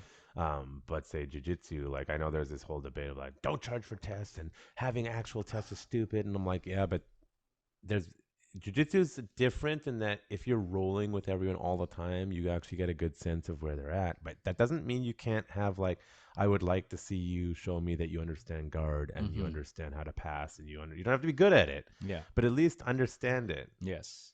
before I'll pass you that. And if you're only ever doing the one thing, and you're never developing, it's like, well, you need to be held back a little bit. So there's some merit, even if it's just a loose structure. Yeah. In jiu-jitsu, You can kind of tell, you know. Yeah. There's an unwritten thing a little bit. Like you can sort of feel it when it gets to the next stage. You know, even somebody's personal confidence, or you know, there's like the purple belt mentality a little bit. When I was a purple belt, I was using a lot of explosiveness and athleticism to counter the fact that I wasn't actually that good at doing passes. Yeah. So I was cartwheel passing everybody. Going flying all the time, right? And it Yeah. would kind of work. Yeah. And just recently I rolled with a guy who just got his brown belt. Great dude.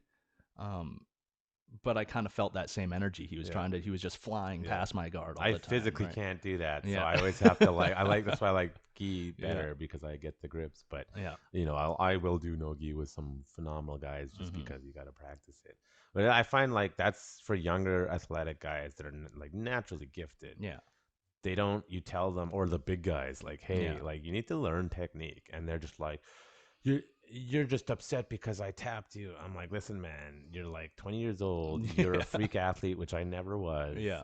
I have no problem tapping. I want to walk tomorrow. Thank you. Yeah. But you try to tell them, like, there's this kid who came in from another gym in our open mats on Sunday evenings, and he is a freak physically. And someone said, you know, that kid's 16. I was like, what the fuck? I don't know what rank he is, but you know, he got on my back. He couldn't finish me. And I said to him something like, which I'm proud, like, I don't want to get tapped that easily, but it's like, hey, you know, you could have finished if you just done this. And I don't know if it's how I said it, but it's like, I feel like he responded negatively because, like, dude, I had your back. Yeah. It's like, man, you're like 6 foot something. You are clearly gifted. If you tweak your technique and get good at it, you will smash people. Because I watched him give bigger guys a hard time than me. And I'm like, holy shit, like this guy can be something if he trains. But they don't want to hear you need to clean it up. I think one of the counteract, like being a big guy like that, it's hard to have that humbleness too, right? Because you might even think you're doing the technique right. Yeah. But because of your size and strength and advantages, that's not really the right way to do it. Yeah. Or even little guys. Close. Even little guys. We have some little guys that are just phenomenal.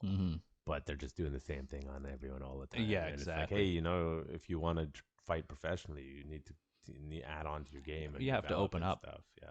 They don't want to hear it because they're just like, I got on your back. I tapped you. It's like, good for you. Yeah. You're not tapping me every round. So until you get there, maybe you should learn a thing or two. And Danaher had this great story about, he goes, do you know how many people leave my gym back when he was in New York? Yeah.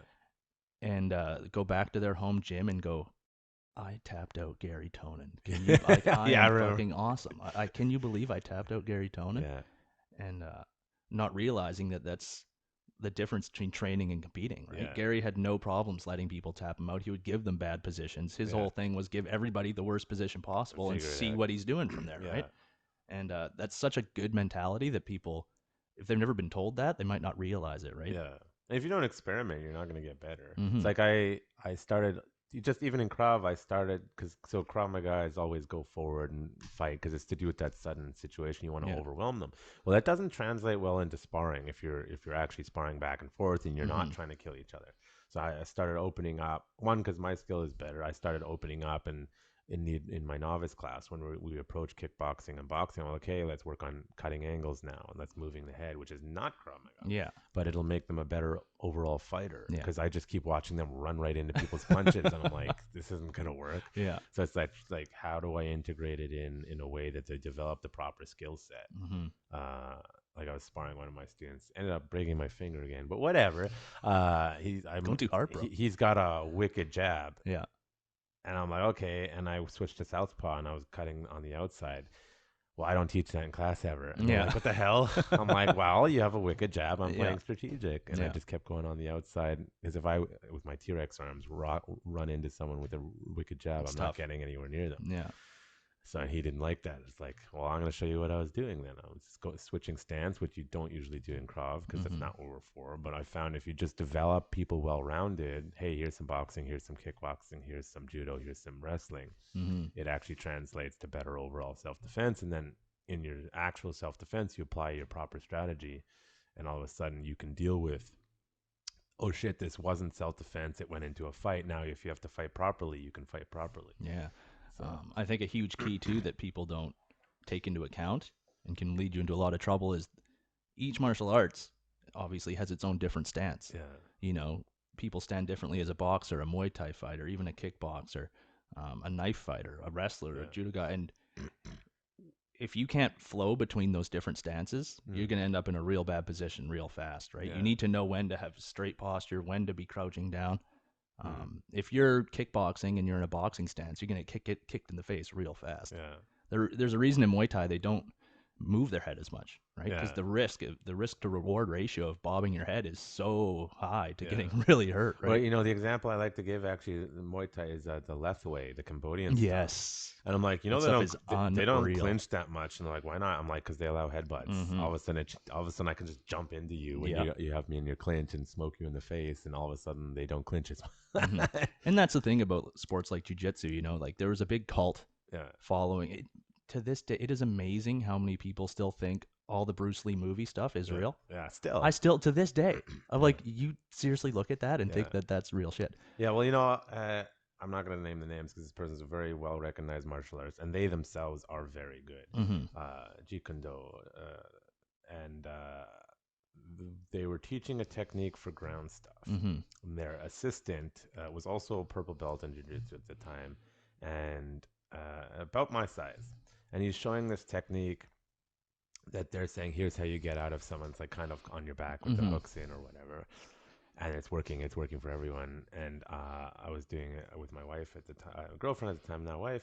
And she's like, I just can't get it to work. And I'm like, because I'm putting resistance. Yeah. This technique doesn't fucking work. Yeah. And the guy is well known. He's a phenomenal instructor. He knows how to get the crowd. And I know what he's doing is he got his assistant to do the attack on me, and I would do the technique, and I'm getting out every time. Well, I'm not an idiot. I can feel that the assistant is letting the pressure up every time. And I don't know if he realizes he's doing that or it's just been ingrained in him. And then the head guy is like, you see, and he's like hyping up the situation. And I'm like, to my wife, I'm like, this technique's bullshit. Don't do it. And it's like how much people buy their own bullshit. And I knew that what was going on.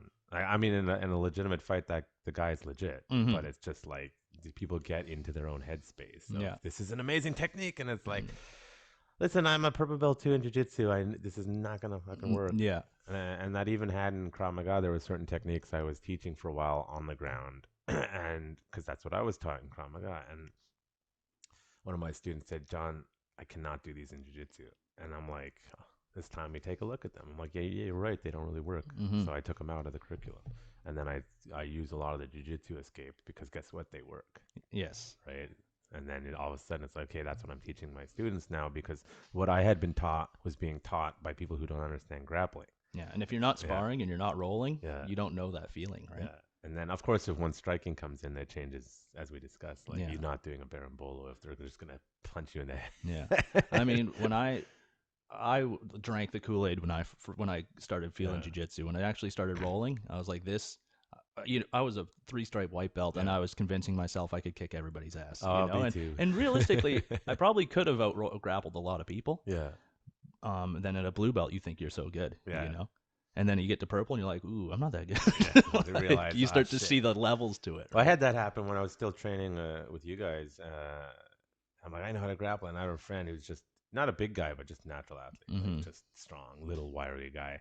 And we were at work, and it's like concrete floor, whatever. And then I couldn't get anything to work on him. I just Yeah. ended up stalling when he's in my guard, and he didn't know what to do, and I couldn't get him to move. And just by his natural athleticism, I'm like, I'm not that good. Crap. Yeah, and it's true. I mean, I've trained all over the world just by a lot of traveling. Yeah.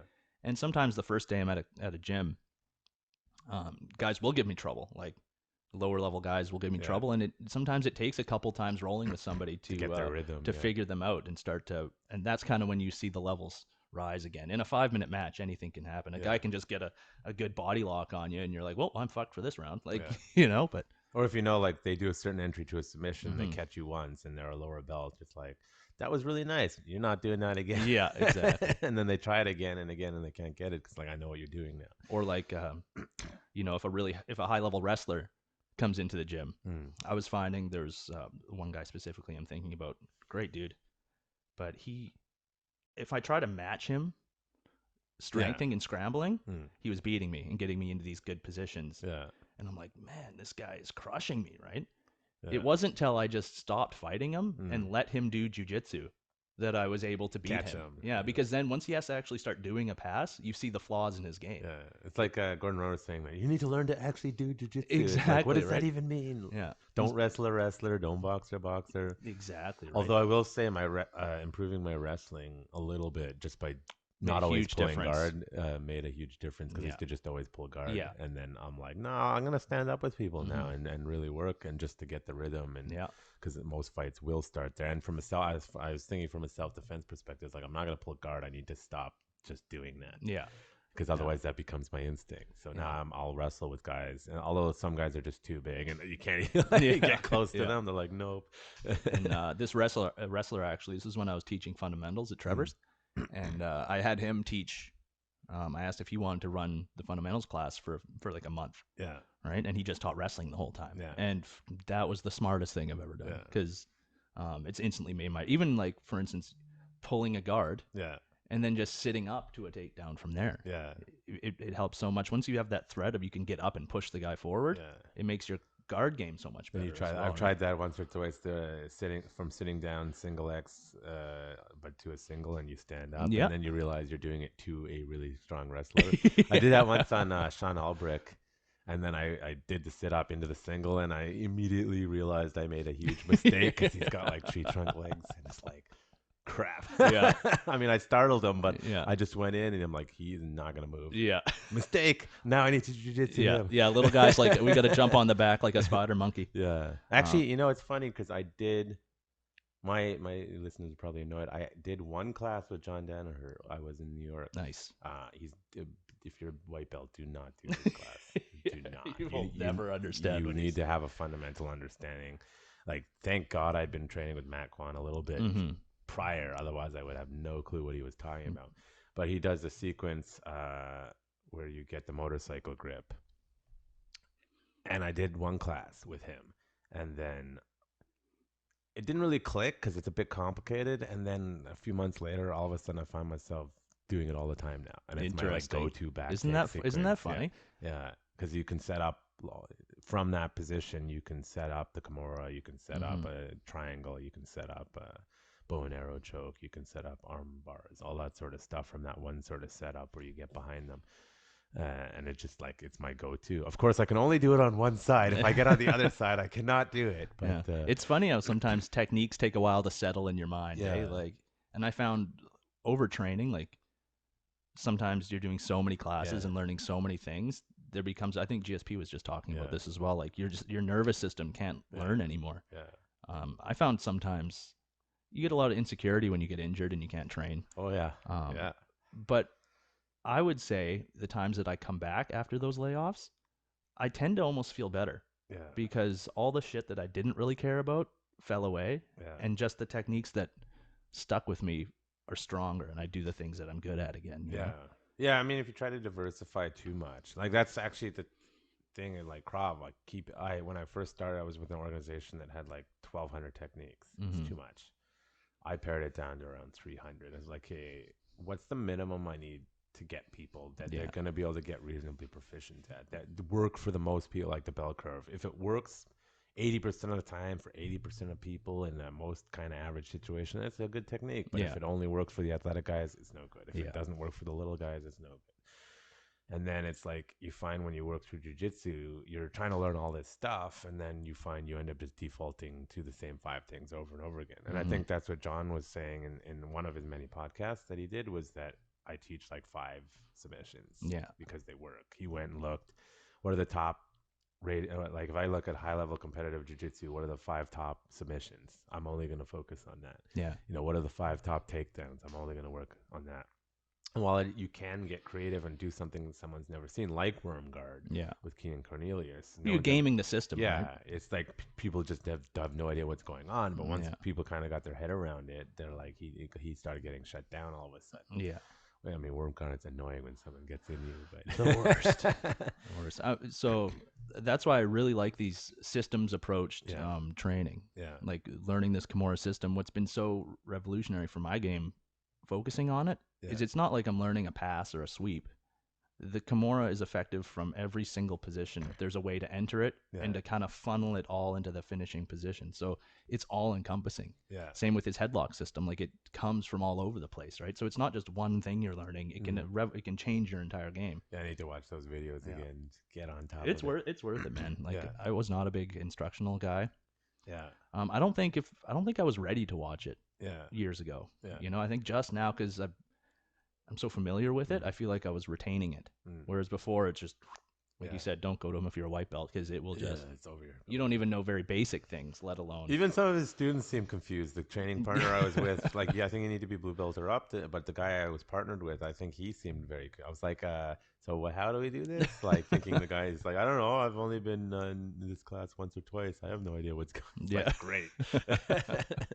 But you know that it's too bad that whole thing got shut down. That was a fun gym to go to. I know the end of an era, huh? Yeah.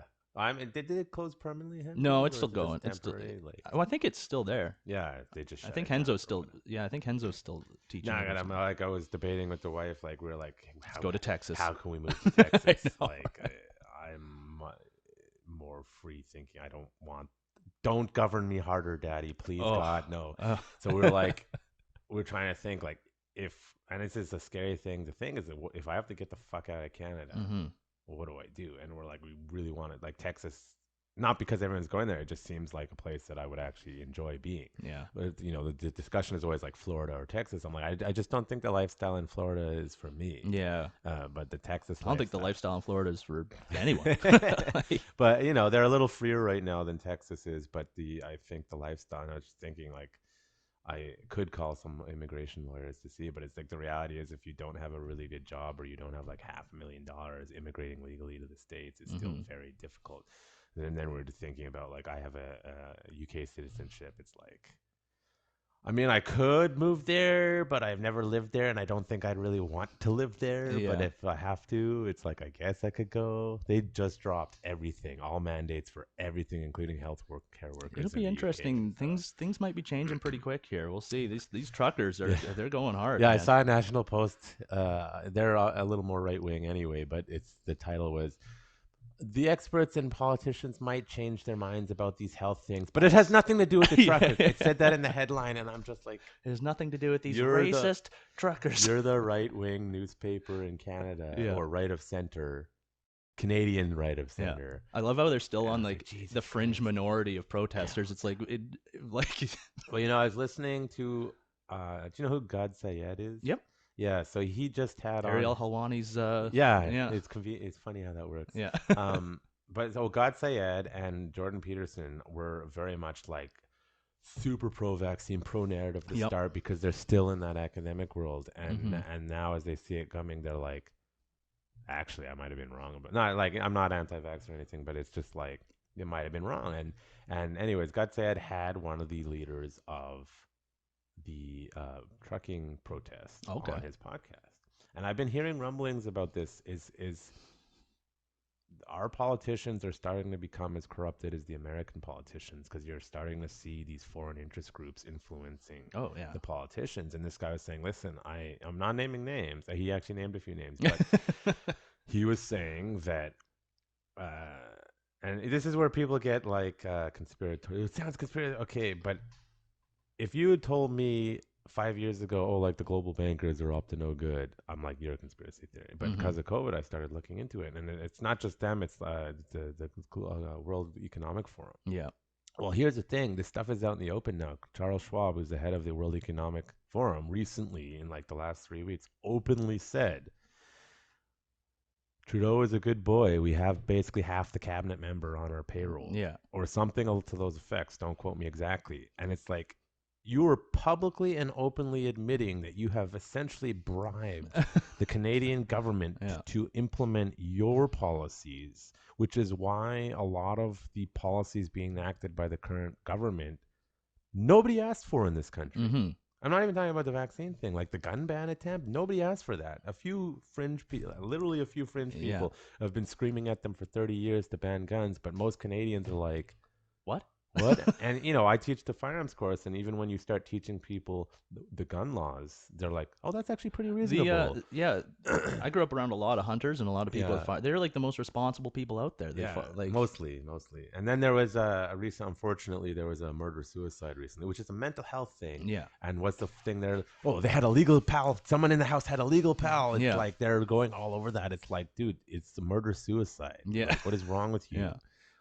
Because most gun crimes are done with illegal firearms, according to the RCMP statistics. Yeah. But it's like, you need to ask yourself. The way I approach it, self-defense is, it's a broader thing, like a broader way of the warrior. And it's like, listen, man, you need to know what your scumbag politicians are doing, because all of a sudden, next thing you know, you're in a fucking camp. I got yelled at. I don't know if you saw on my Facebook, because I said, BC NDP have gone full NDP, right? Yeah. And holy shit, the Jews just don't like that. I'm like, listen, if you don't understand that it starts with othering, and that group over there is making it worse for us, and it's because of that group.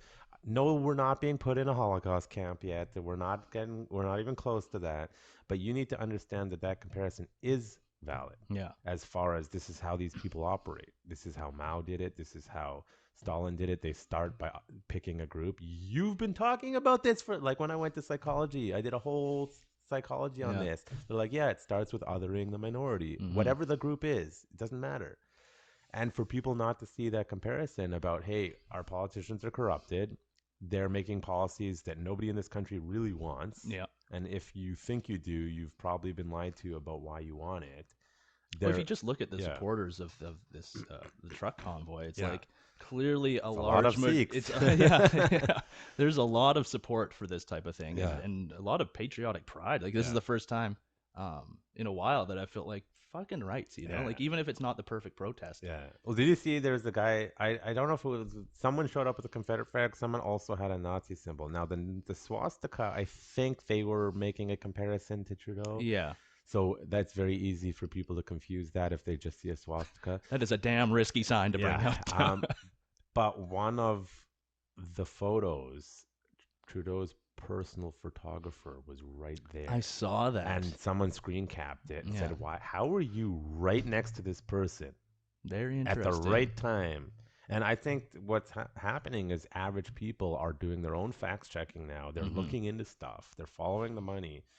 And they're realizing that, our government might be as corrupted as the U.S. politicians are. Well, because I don't even think we have freedom of press. Like, our news is run by the government. So that's I'm going to make a meme of it when I have some time. I'll post it, but the meme will be out before this episode, so you can't copy me. But if I go on Facebook, and I do follow RT, which is Russian state-controlled television, and I follow the Chinese English News Network, or whatever it's called. And under both of them, it says state-controlled media. I've seen that, on Facebook, because the governments here are all upset that they fucked around in 2016. And then I go CBC, nothing. I'm like, by definition, That the is CBC state-controlled, yeah. state-controlled media because they get all of their funding from, and even furthermore, regardless of what you think of Rebel News, the Ezra Levant, they're a bit inflammatory. I'll give the opposition that. But he said almost all media now in Canada is paid for by the government. 100%. Except for them and maybe a few smaller blogs or something. True like North that. is a really good alternative. Yeah. True North actually put out a nonviolent bounty to find out who the person with the Confederate flag was, or the Nazi. They put out a $7,000 bounty on find out who this person is. And find out why he did it. Find out why they did it, because the suspects, there's so few of these people at the rally that it's likely they're plants. And people go, hold on a second. Well, there's evidence that there were plants in January 6th. Yeah. And I don't know if you saw that interview where Ted Cruz was asking. Yeah, that was the FBI person is like, I can't answer that question. I can't. I mean, it's a simple no. Yeah. But you're saying I can't answer that question. Clearly, the person there, I forgot the guy's name, was a plant. That was one of the weirdest days. Like that was that whole thing was so silly. Well, I look at it like I'm even in the self-defense community, people are like, it's insurrection. I'm like, shut the fuck up. Yeah. Because as someone who understands security, I did security when I was in the military, and I'm like, I thought it was very strange that they knew 1 million people are coming or whatever the number was. Where was all the security? I mean, to me, you knew angry people are coming. Yeah. Like a lot of them. There's more security at a Nickelback concert. Yeah. And I'm like, to me, that's suspicious. Now, I'm not saying it's the Democrats. I'm not saying it's Trump. I don't know. Whoever gave the order not to have security there should be arrested because they are responsible for the deaths that happened. Yeah.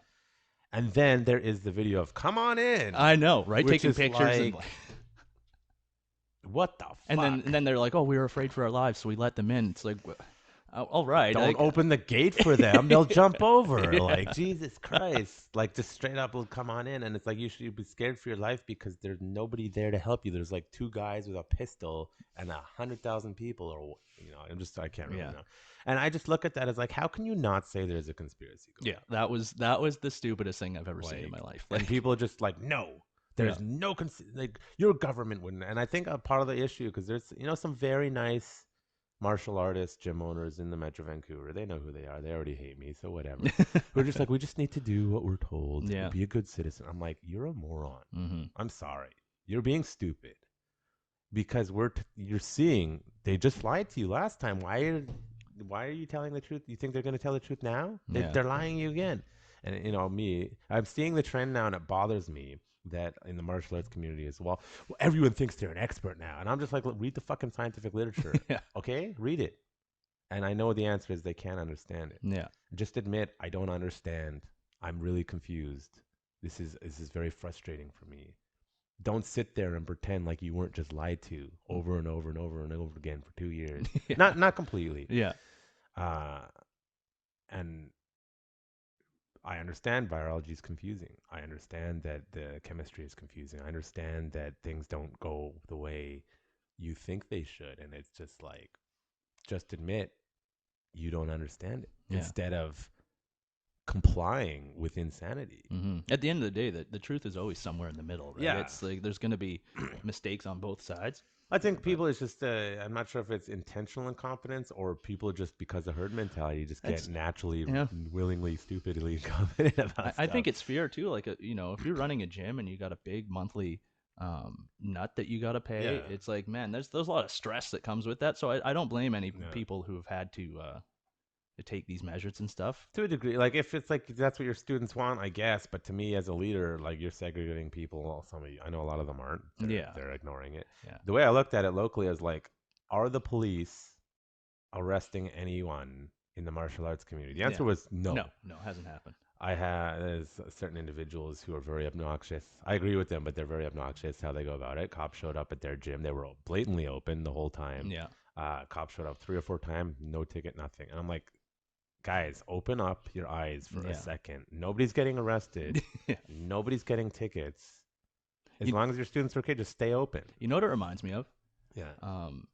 It reminds me of the war on drugs when weed was illegal. Yeah. Right. And all growing up since I was a kid, Mm. weed was illegal. Yeah. You know, It's bad in K. everybody smoked weed. Yeah. Like in BC. in Yeah. BC, it was so huge. And like it's like the government didn't realize that happened. So when they finally decided to legalize it, Yeah. and they went, "Congratulations, guys, you can smoke weed now." Yeah. It's like we've already been doing it the whole time. You know, it's Yeah. the disconnect of what they think is going on. Even all these protocols back in 2020. Yeah. The reality was everybody was going to work, and I worked on giant construction Yeah. sites where they're like, "Hey, got to socially distance." Guess Yeah. what? Nobody Nope. did. Nobody followed any of those rules.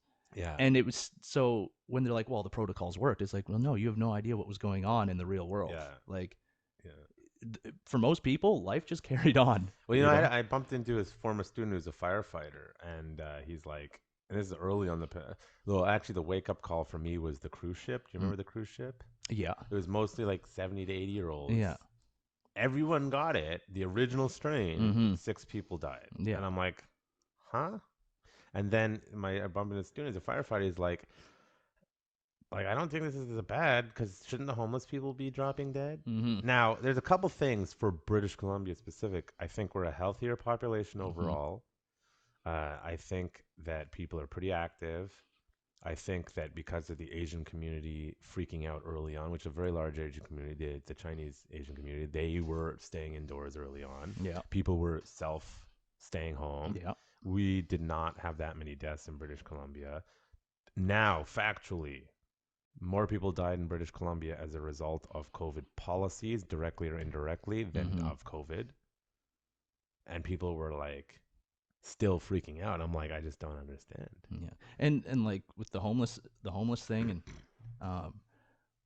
and construction workers too. Yeah. Like we are covered in filth all the time. We're gross, Yeah. nasty human beings who don't wash our hands. Yeah. And so, you know, you have that's how you build an immune system, Yeah. right? It's like, it was kind of like, it was affecting wealthier, Oh. like, You want to know something really fucked up? Hmm. A lot of people don't know this. Let's take France, for example. Have Mhm. you seen what's been going on in France? protests. Both. Yeah. But so France and Quebec operate on civil law. So civil law is different than common law. It's like the government says, the government goes. That's the way.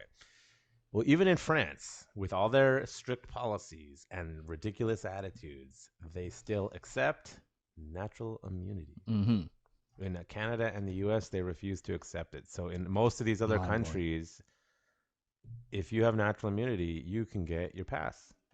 Yeah. Because if your argument is, we don't want to overrun the medical system, well, it's like if I already have immunity, whether I get it through a vaccine, which, by the way, they only were meant for the Alpha variant. They worked a little bit for the Delta variant. Pfizer admitted they don't work for Omicron. They clearly don't. Pfizer admitted Yeah. this is not a conspiracy.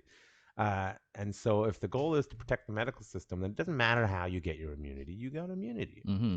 And that should be the end of it. Because if your goal is to protect the medical system, it's about keeping people out of the hospital. What I realized locally, I don't know if you've run into this, people don't know how to use the hospital system here. Mm-hmm. As in, they go to the hospital for everything. Mm-hmm. And that's actually what's bogging it down, because during the peak of the pandemic, nobody was in the ER because everyone was terrified and it was empty.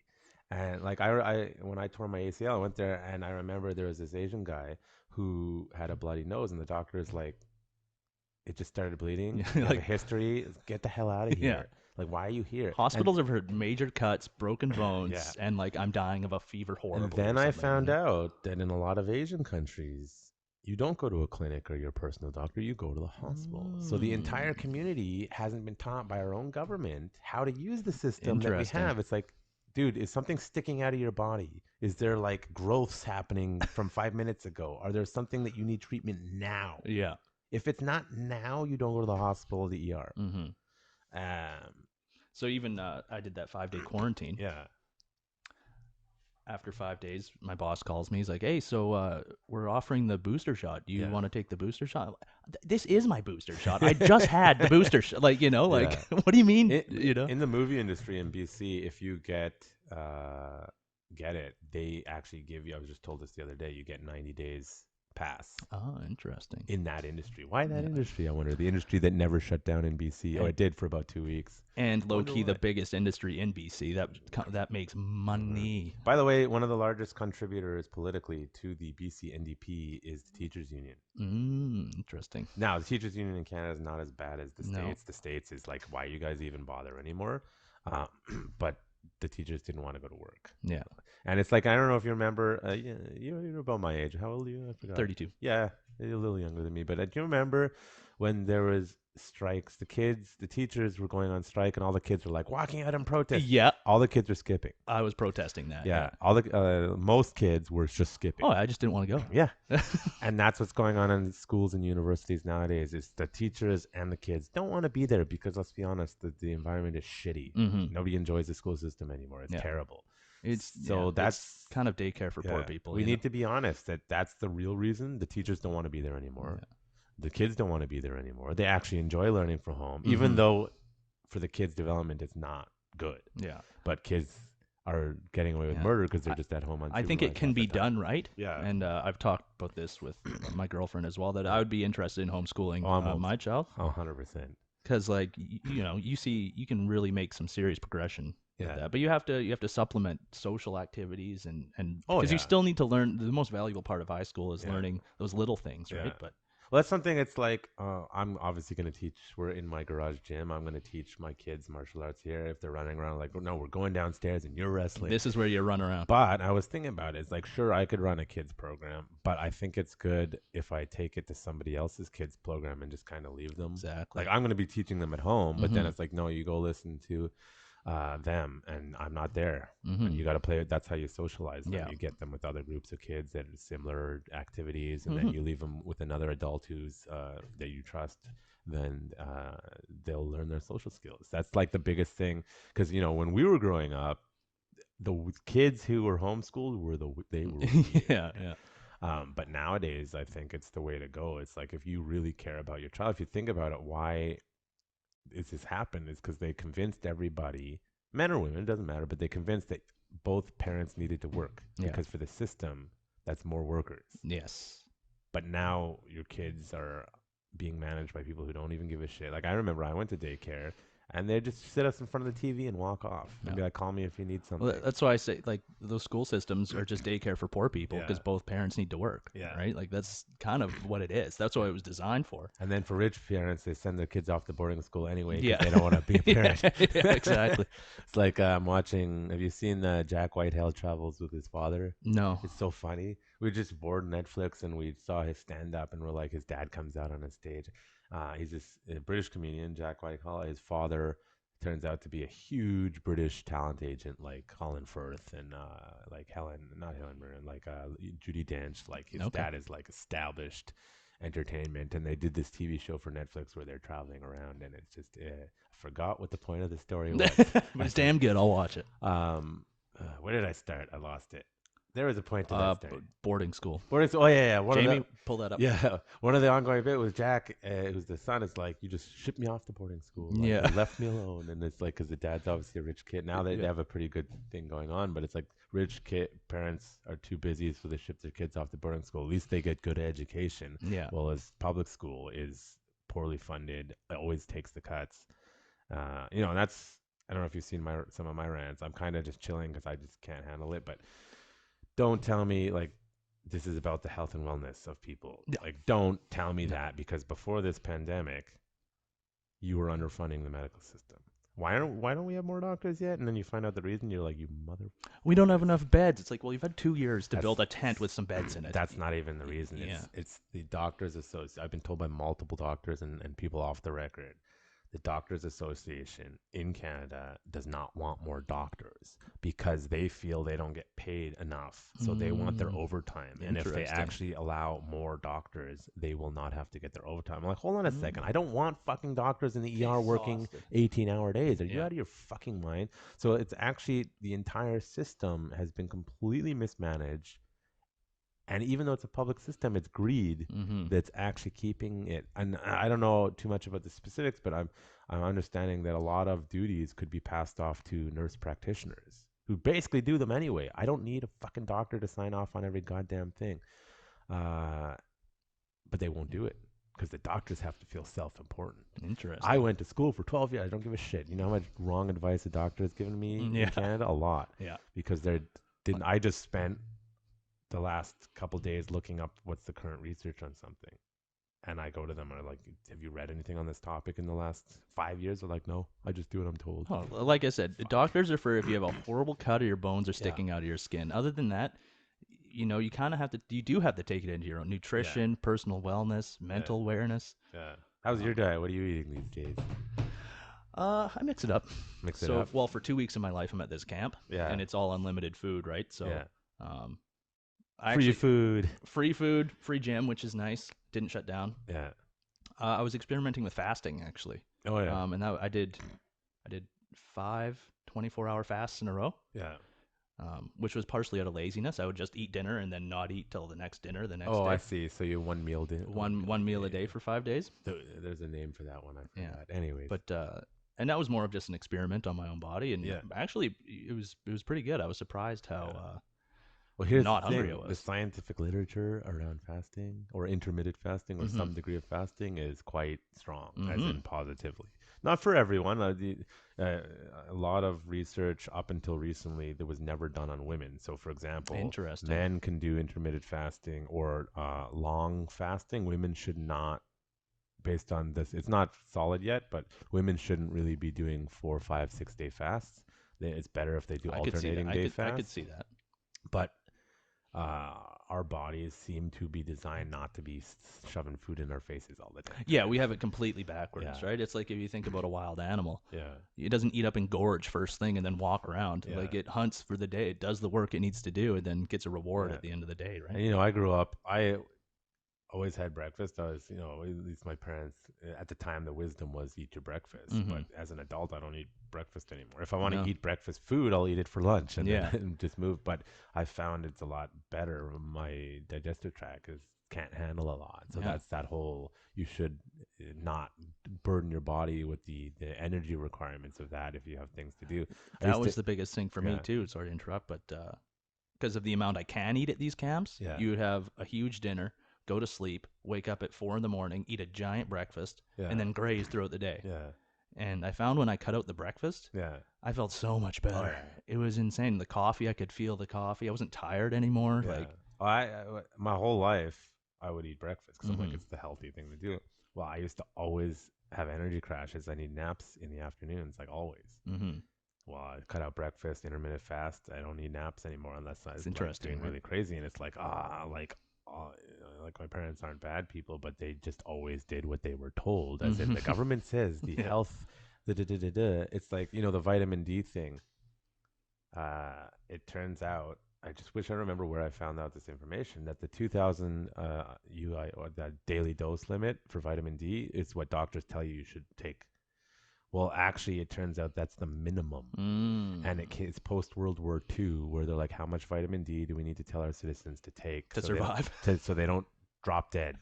And it was 2000 because it was rationing. Yeah. It's like, wait. So if I had been going to doctor my whole life, they're like, don't take too much vitamin D, it'll kill you. It's like, but there's actually no evidence that I mean, obviously, if you take like 30,000 a day, it's a bit much. And then you find out Fauci was taking 12,000 the entire pandemic, and you're like, you motherfuckers. Yeah. And then you find out this conventional wisdom that we've been told of what's healthy is based on a lie again. The story, I was listening to this story once. It was this woman who was cooking a turkey, and she cut off the end of the turkey and put it, and the husband's like, what the hell are you doing? You're going to make it like dry. She's like, I don't know. That's what I was taught. So he goes to ask her mother, why did I do that? And she's like, I don't know. That's what your grandmother did.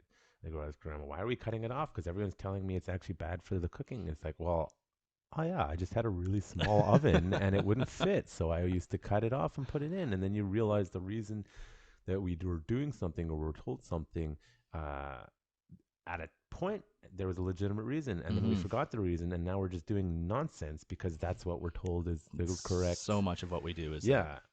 And I like to teach my students, are you doing it just because I'm telling you to do it, or are you doing it because it works for you? Like, knowing the why behind the doing. How much of that do you incorporate into your teaching? I'm a pretty cerebral instructor, I would say. I'm just based on Trevor teaching me, he was a very, he wasn't very surface level. Let's just say that, and he had a lot of good stories and, too many bar fights, right? and just conceptual and trying to think of the why behind it, Some people just want the meat and potatoes. Yeah. But I try to, I like to have, sit after class and have long conversations and just, I could talk for fucking hours about martial arts. Used to do that, and then I was like, you need to come home. So, fun fact about this whole, if we get back into the COVID conspiracy. Yeah, sure. I was actually just in Germany. The Germans. I was with the Germans. I was actually going to meet my long lost father. Oh, that's interesting. That was pretty interesting. Yeah. I hadn't seen him since I was like 6 years old or something.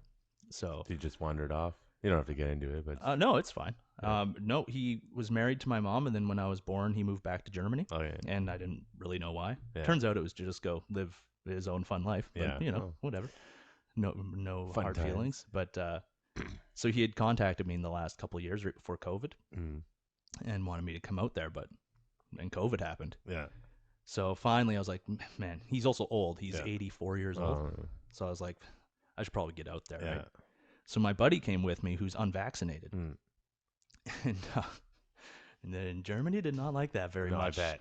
We got off the plane to a bunch of armed guards standing there, checking our papers. Yeah, the papers. Yeah, your papers.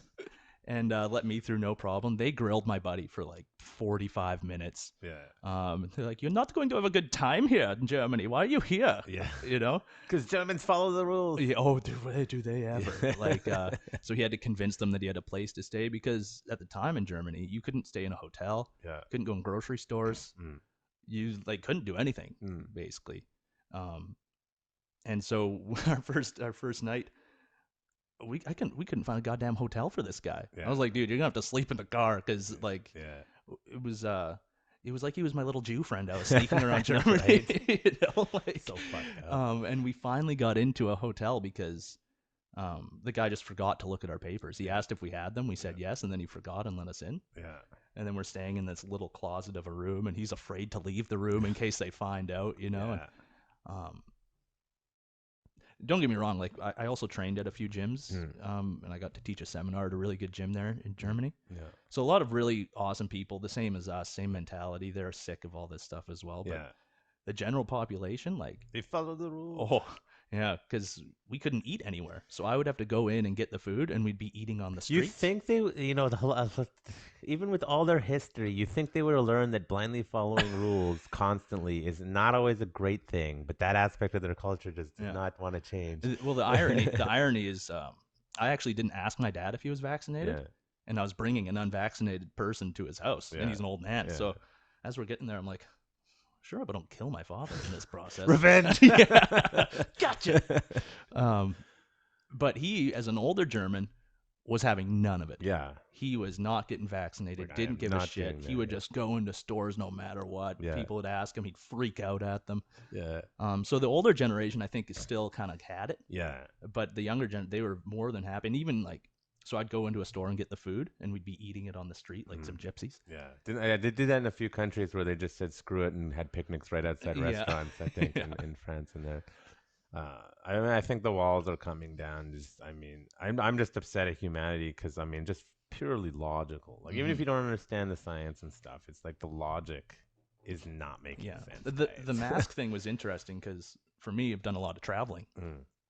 Even 2016, 17, you go to Thailand and India, everybody wears a mask. Yeah. Before COVID ever existed, everybody wore those damn masks.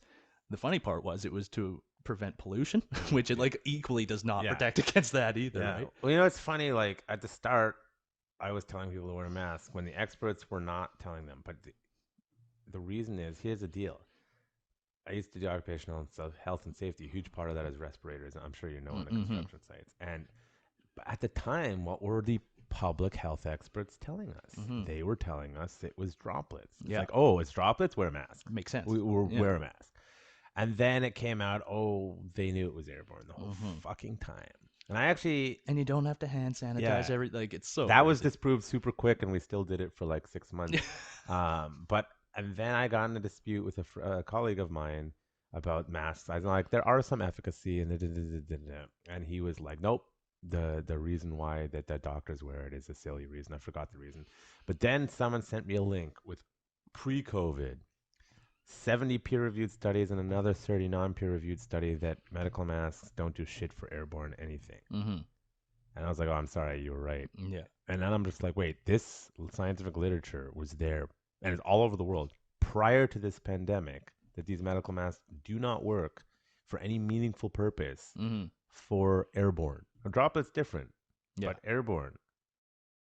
And I'm like, again, it's the turkey thing. Mm-hmm. Are we just doing stuff because the medical community has decided that this is a thing we do, that it works? And that's why for a lot of people it was really easy to jump onto the mask train, Yeah. because once again in Asia, like, everybody's already wearing it and Yeah. they don't really know why, Yeah. and it's just not a big deal over there. Yeah, and they'll say, oh, but if you're sick, it's like, okay, but if you're sick and contagious, you should stay home. Mm-hmm. The mask, if it's airborne, it's not going to work. I think the creepiest thing that happened. So we went traveling, 2019. I think we left like November 2019. Yeah, Right before COVID. yeah. I was in Spain when COVID hit, Mm. and but flying At out least you're in a sunny country when it COVID. was nice, yeah. But we had a layover in Taiwan. Mm. Once again, this is November 2019. The word COVID wasn't even Yeah, in the term it is now yeah. a thing. Corona. You fly into the Taiwan airport, and it was like it was 2021 here Yeah. in 2019. It's They all weird. thermometer testing everybody, quarantine areas, people in hazmat suits. I got Oh, into you were them- in Taiwan. I was in Taiwan. Yeah, I have a story about that. But go on for a Yeah, sec. Yeah. and at this point, like, there was no global pandemic, and Yeah. I got there. I was like, "What the hell is Yeah. happening in China right now?" And Yeah. it wasn't for another 2 months until we Found out. until it all began, right? Yeah. But Well, here I wrote a whole blog post about it. Again, people are like, "You're an asshole." I'm just pointing out the obvious. Okay, well, 2006 was SARS-CoV-1, which, by the way, people still have immunity for 20 years later. crazy immunity for life, apparently. And one of the only countries in the 21st century that picked up their plan that every single country had Yeah. was Taiwan. Ah. Hey, we have a pandemic coming. Let's follow that plan we all fucking wrote. Yeah. So when Canadian government is like, it's racist to close borders. Yeah, Taiwan had already closed it to the rest of China. And they said, how could we possibly not have known this? I'm like, they literally had fucking plans. Yeah. Taiwan is the only one following the plan. Mhm. That's why they did well early on. Yeah. And then not so well anymore. But I'm just like, how can you not see this? Yeah. And then you try to explain to people they had plans. I wrote a whole thing about it. They had plans on paper. Here's all the links. They had the plans. No, the government wouldn't lie to us like that. I think like Canadians are just. I am not a normal Canadian. I'm angry all the time. But Yeah. you know, the average Canadian is just like, because they wouldn't be malicious, or at least they think they wouldn't, or they wouldn't do that, or I'm a nice person. Well, they wouldn't. Why would they do Yeah. that? I'm like, here's the evidence. Yeah. Well, it goes back to the starting of this conversation. Most nice people would like to believe that everybody else is rational and nice. Yeah. You know, and the reality is the world is not No, like that. people are crazy animals. Yeah. I like. Do you ever read Dune? No. Oh, you gotta. Yeah. It's like the best science fiction ever. But there's this group of the Bene Gesserit. They're like a sect of. They believe in like genetic lineages and stuff. But they have a perspective that I very much alike. Is that we're all born an animal, and you have to prove that you're a human. And the way they do that is when they're testing their candidates for their acolytes, they put their hand in this little box, and this little box it just stimulates the nerves, and it creates immense pain. And it's basically, listen, nothing is going to happen in your hand. Your pain receptors are going to tell you that your hand is like melting, and you're going to want to pull it out. You have to prove to us that you can use your prefrontal cortex to override your baser instincts and keep your hand in there, because your hand is going to be fine. Yeah. And that's their test. And even more, if you pull your hand out, they kill you. So it's like, it's a bit. You're really but not going to pull your hand It's just the attitude that you, as an intellectual being now, a human being, can override your baser instincts, and you need to. The survival mechanism. Yeah, and yes, you need to have a lot of knowledge nowadays for certain topics, but the baser instincts, stop panicking. It was, excuse me, the fucking Janet Yellen, who's Toby is always going off about Janet Yellen. She was the head of the Federal Reserve in the States, and she's like, And everyone's screaming about inflation, right? The dollar is losing its value. And they're like, there'll be no problem. What happened in the 70s, everyone was panicking. So just don't panic. And it's like, hey, bitch, people are panicking already. Inflation's going to go through the roof. Yeah. No, just don't panic. And then everyone's already panicking because you guys are morons. Yeah. It's like, if you do what we tell you, everything will work just fine. It's like, but we don't like what you're doing. Yeah. Stop it. And nothing makes people panic more than being like, don't panic. You should ask Toby. John said ask about Janet yelling. Right. He's going to be like, yeah, he gets fired up. Yeah. You're familiar with Wim Hof? Of course, yeah. I should do it more, but So another fun fact, I ice bathed with Wim Hof once. Yeah, nice. Yeah. I just didn't want to pay the money when he was here. It was too expensive. Me and Toby went, actually. Yeah. We actually smoked weed with his daughter and nice. And went ice bathing with them. You should have got mad at her and said, "Why'd you put money on the app? It was free, and now you're making us pay for it." Anyways, but so yeah, I've been really into breathing for a long time. Yeah. But what you were talking about with the pain receptors on the hands, one of the things you realize with breathing is that your brain will tell you need to breathe way before you need to breathe. Yeah. And it's that same thing. The panic. And part of learning how to do the Wim Hof breath holding and free diving and that sort of thing is the really interesting thing is your brain will start to panic, and then when it realizes you're not listening, it just stops. Yeah. And then like 40 seconds later, it'll be like, yo, you should probably breathe again. Yeah. And then you don't, it goes, okay, it stops. Yeah. You realize how much more there is to your ability than what your brain's trying to. Most people think, like with hunger. Yeah. The second I feel hungry, I need to eat. It's like, no, you don't. Well, if you actually like fasting and stuff, and so if you understand how it works, like glycogen dump will cause a hunger pain. So if you eat carbs in the morning, it will cause you to be hungry. But if you don't eat, and I'm not saying you should do one or the other. I very much believe in one size does not fit all when it comes to health and wellness and stuff. But if you understand, I'm feeling hungry because I just had oatmeal for breakfast, and my body's telling me I'm hungry because it's called a glycogen dump. That's what it does. Yeah. But I'm not actually hungry. You can override that. But like, I have friends who are trying to lose weight. I'm like, listen, man, if you're always hungry, maybe eat your carbs in the evening. Because if you can't deal with that pain, that's all it is. Yeah. It's just a chemical reaction because of the type of food you're eating in the morning. Yeah. But I like bread. Stop having bread in the morning.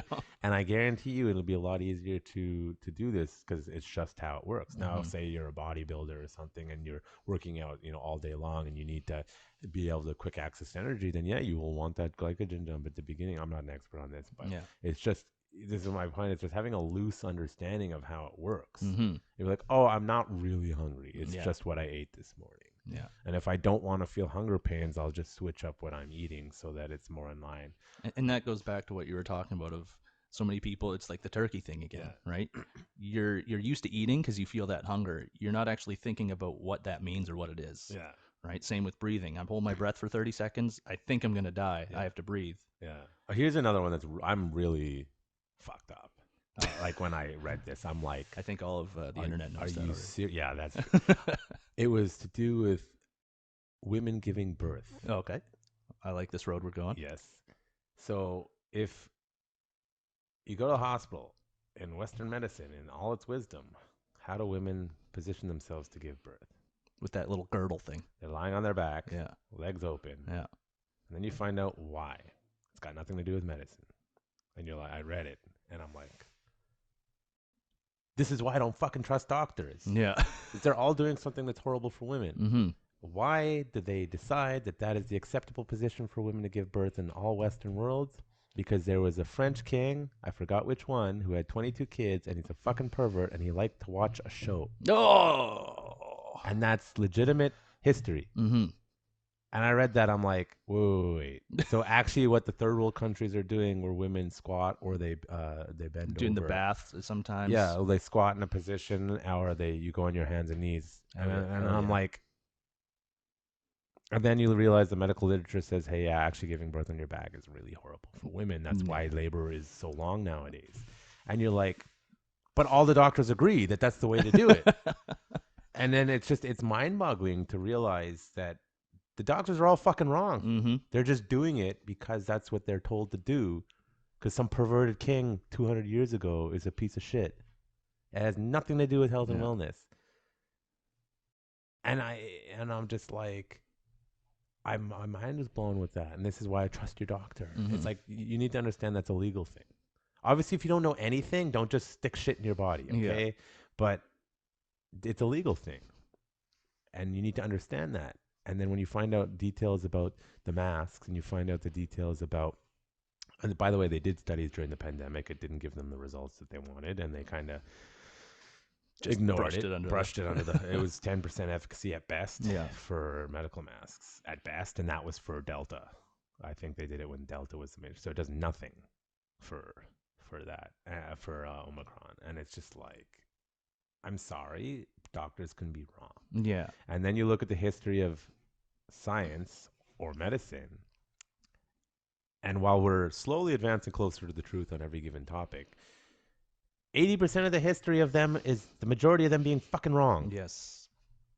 That is the scientific process. That's the scientific process. You have to admit that everyone is wrong half the time, a large percent of the time. Mm-hmm. And then we learn a new piece of information, and it's like the plate tectonics. The guy who discovered or came up with the theory of plate tectonics died a crazy person. He came up with this theory. They all laughed him out of science. They laughed him, and then 30 years after his death or something, they actually discovered something, and they're like, I remember reading about this crazy scientist that was actually right. It's actually usually the fringe guys that progress knowledge forward, because everyone else is just doing what they think everyone else wants them to do. Yeah. It's just like martial arts. Yeah. To circle back. Genius is insanity right until it works. Yeah. Right? It's or rich. Rich is the difference between crazy and eccentric, right? Exactly.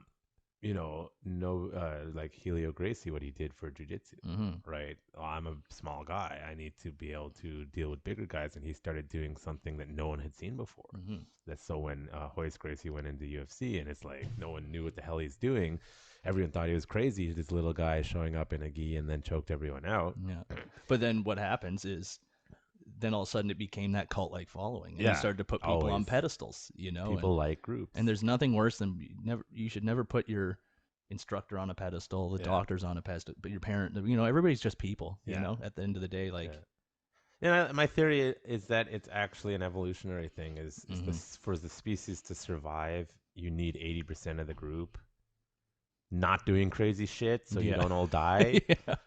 But you need that 20% of crazy people doing crazy shit that's different, so that it can progress, and that group can screw around, and that one guy figures out how, jumping off of a cliff is a pretty stupid idea. Right?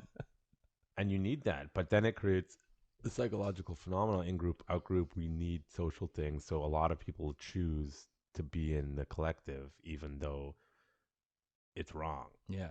And, when we're in a new time in society, too, where the social media has really changed everything, right? It's created a hive mind that is just corrupted. Like it's an unhealthy.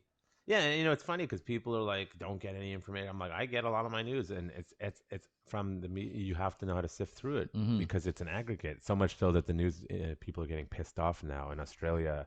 In order, every shared story on Facebook, they now have to pay the news media, and they're trying to do that in Canada too. Crazy. It's basically the traditional media is losing all its money. Nobody gives a fuck about you losers. I know, right? Stop being idiots. And they're getting mad at social media for being an aggregate where I can go, well, now I'm actually getting more information than ever. So I do use Facebook.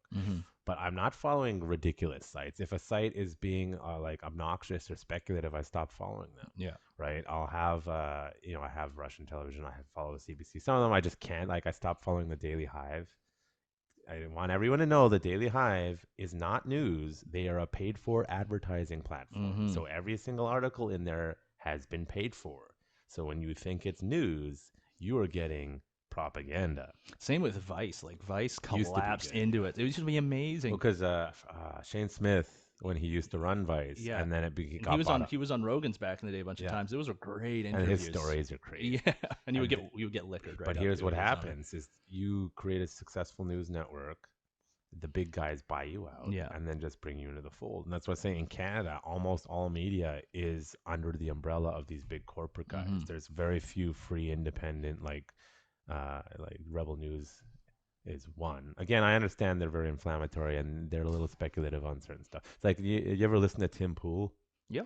I can't, because he got me in a little bit of trouble. Is when you produce that kind of content, I don't like the 24-hour news cycle. He's filling it with so much speculation. Yeah. And then I'm like, the whole Trump, the election was rigged.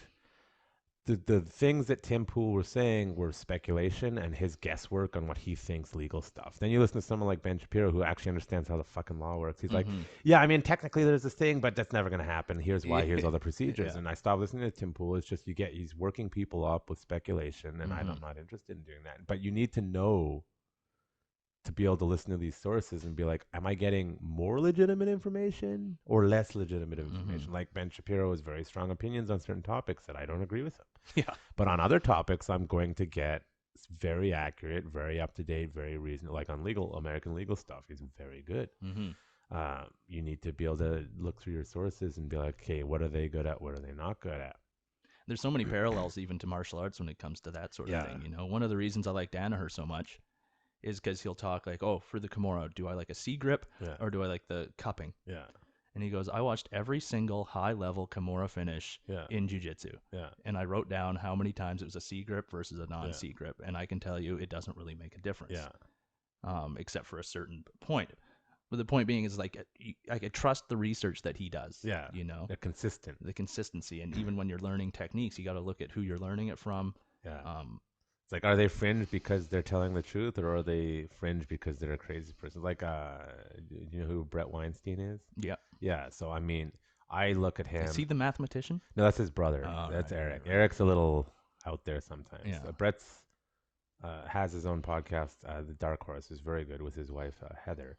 And they're a very trusted source of information for me, especially to do with COVID, because they're evolutionary biologists. They understand how biology works, okay?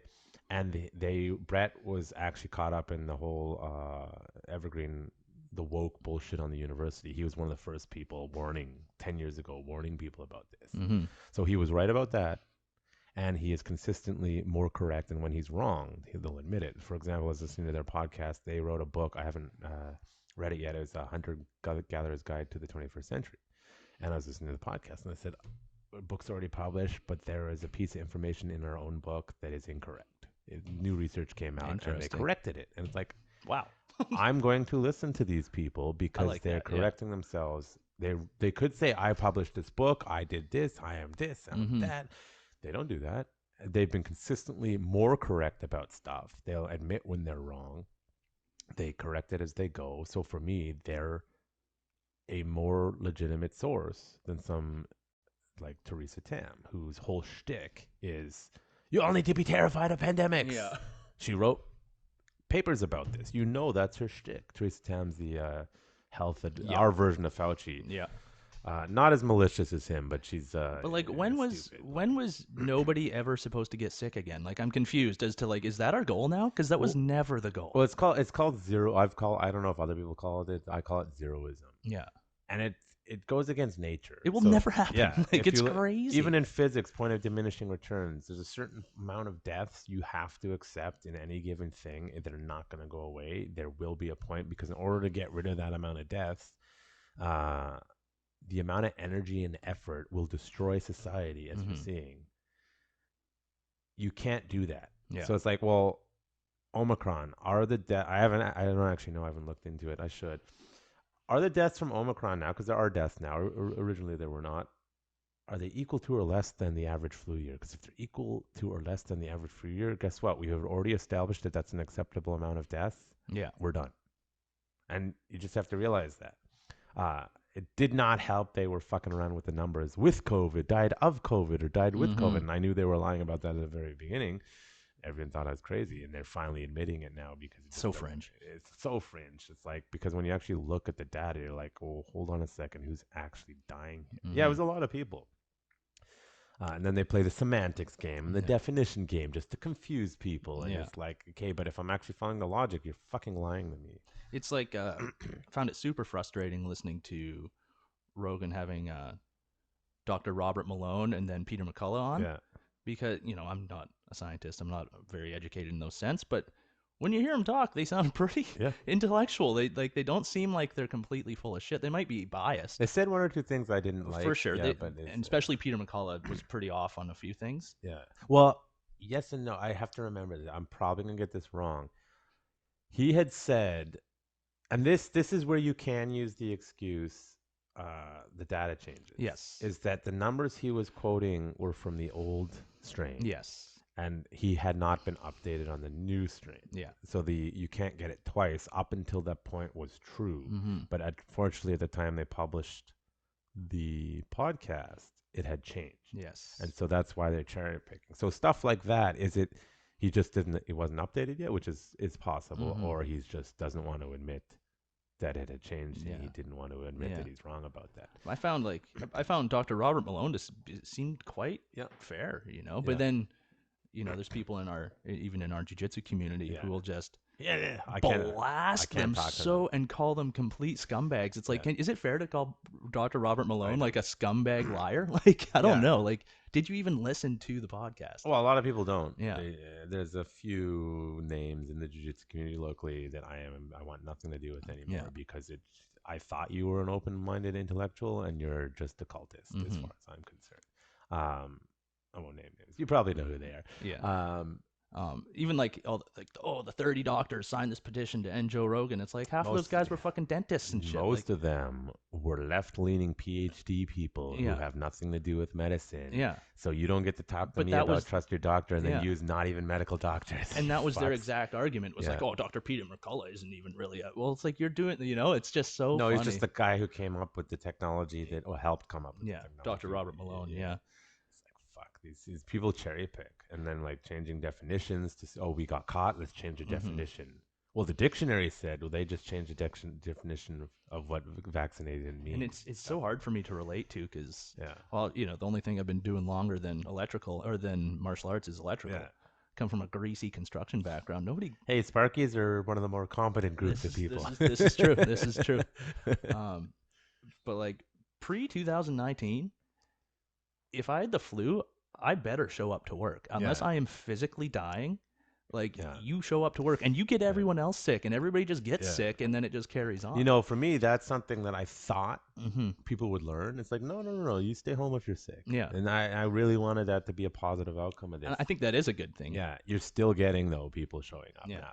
I know some people that are reverting to the old way. And crazy. I'm like, God damn it. Like, listen, if you're sick, stay home. Because we used to get, and that is one of the good things to come out of this is like, especially in construction, you would be peer pressured to show up to work even if you had like a high fever. Yeah, you know, and you tough it out, man. You don't be a wussy. That was it.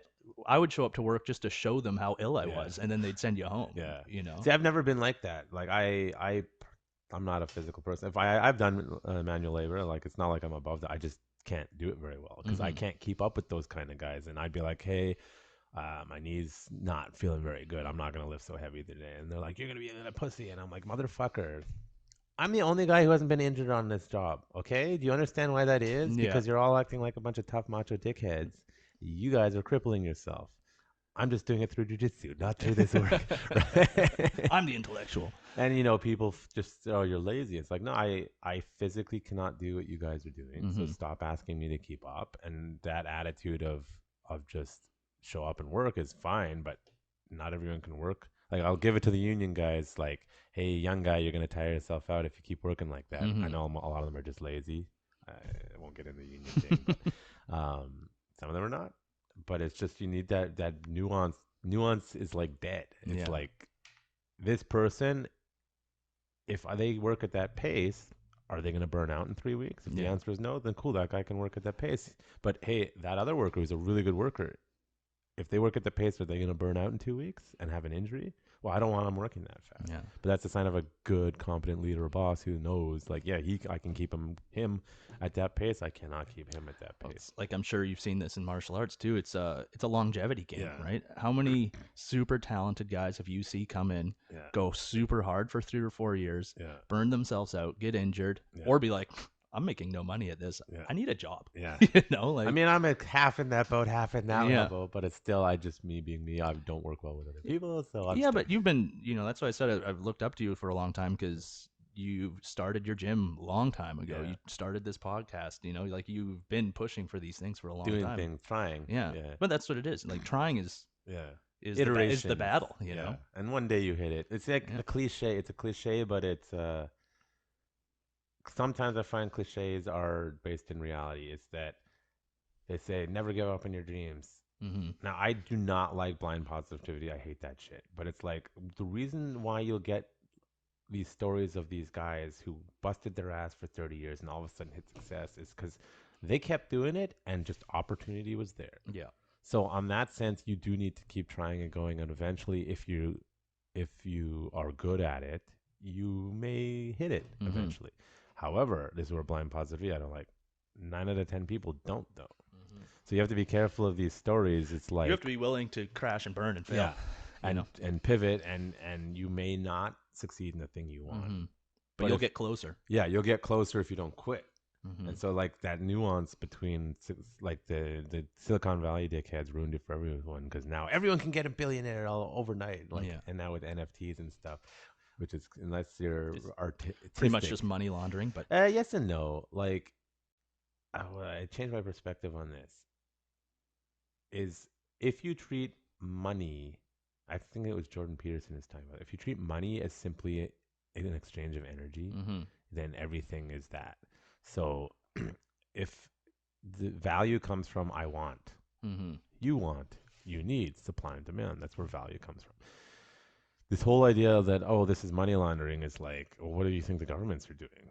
They're laundering your tax money to do whatever the fuck they want. One of the biggest money laundering schemes was traditional artwork. Yeah. You know? Yeah, and that's to find the tax exempt. It's like, hey, man, if you're spending $1,000 on an NFT that's not going to be worth anything in 2 years because the hype's gone, well, you need to be aware of that. It's not a scam. It's you're just doing whatever works. And what you have to realize about NFTs, often it's who owned it. Yes. That makes it valuable. Not necessarily. It's like a scheme for rich people to make slightly more money. But it's making a lot of people, if you look at it, it's making a lot of people incredibly wealthy that were not wealthy. Then it's a good thing. And, you know, the whole point of a lot of that stuff is to take the control away from the governments, and they really don't like that. I think at the end of the day, you know something's wrong with the banking system when pictures of gorillas are being sold for fucking $1 million. You know, like I mean, and it's the way I look at it. You can say whatever the fuck you want about cryptocurrency or NFTs, but here's the thing: do you know why the price of it swings so wildly? It's because just like the stock market, 90% of it is owned by the wealthy people. So they're just following traditional investment styles, which is we need liquidity. The market's going to be shaky, inflation, blah, blah, blah. They're raising interest rates. My wife's into this stuff, so she took it a while, but she got me to understand it. And so basically, if all the billionaires are into it now and all the tech people are into it now, guess what? One way or another, crypto's here to stay because they want it to stay. Therefore, it's going to stay. So even if you don't understand it or you think it's just a scheme or whatever, it's guess what? The guys with the power still drive how our society works, and they want this thing to exist. The governments want it to exist because they can track every exchange on a currency if they have control of said currency. That's why a lot of governments want to have their own digital currency now so that there's no cash. Yeah. You always want cash. And then other people want to use cryptocurrencies because it's not in the hands of the central bankers who can just fuck with it and print money and devalue it because they want to fuck around. So there's merits for all these people. So it's like I tell people, like, I don't understand that much. I'm putting investments and stuff, but it's like it's the future because that 1% wants it to be the future. And I'm sick of being like I found out about Bitcoin when it was at like 5,000 or something. Oh, I found out about it in 2011 and couldn't get someone to teach me how to mine, and I'm very angry about it. Yeah, and very angry. I got in and I started buying. Yeah, being a skeptic though, and I was like, this is higher than it's ever been. This is the stupidest purchase I've ever made. Hodl. I ended up I'm almost having a full Bitcoin. Yeah, and it boomed up to 23,000. Nice, and I woke up one morning in a panic. I'm like, I need to sell this right now. And a good friend of mine is like, don't, man, it's to the moon. It's going to the moon. You need to hold on. It's going to go to 100. Yeah. Didn't sell it, crashed back down to like 12. Yeah. And then I was like, it's over. Sold it all. Yeah. And then skyrockets again. Well, you just have to look at it right now. I think it's at its bottom, the new bottom, and that's where it is. by the nature of Bitcoin, it will only ever go up. Exactly. Bitcoin specifically, not other cryptocurrencies. I've been the last one I started buying in was CRO. Oh, me too. Crypto.com. Yeah, I'm all in those guys. I got that green Visa right here. Yeah. Oh, you got the green one? Oh yeah. Nice. Feel that baby. You can see. Yeah. We won't put his name or card, but the crypto one. Yeah. It's a Visa debit that's funded through Crypto.com. I actually started doing because they give good interest on their account, so I am with them as well. I have the blue one because I didn't have as much, but it's fine. Yeah. There was a low key flex there. Yeah, low key flex. No, but it's like I don't trust the traditional guys, and let's say I'm not the best with money, and I made a lot of stupid mistakes. Hell yeah. But it's like I missed out on Bitcoin when it was like get rich overnight kind of shit. Yeah. And I'm like, something like CRO is like it's low enough that you can get the volume that if CRO does what BNB did, or so basically there's crypto exchanges, and every single one of the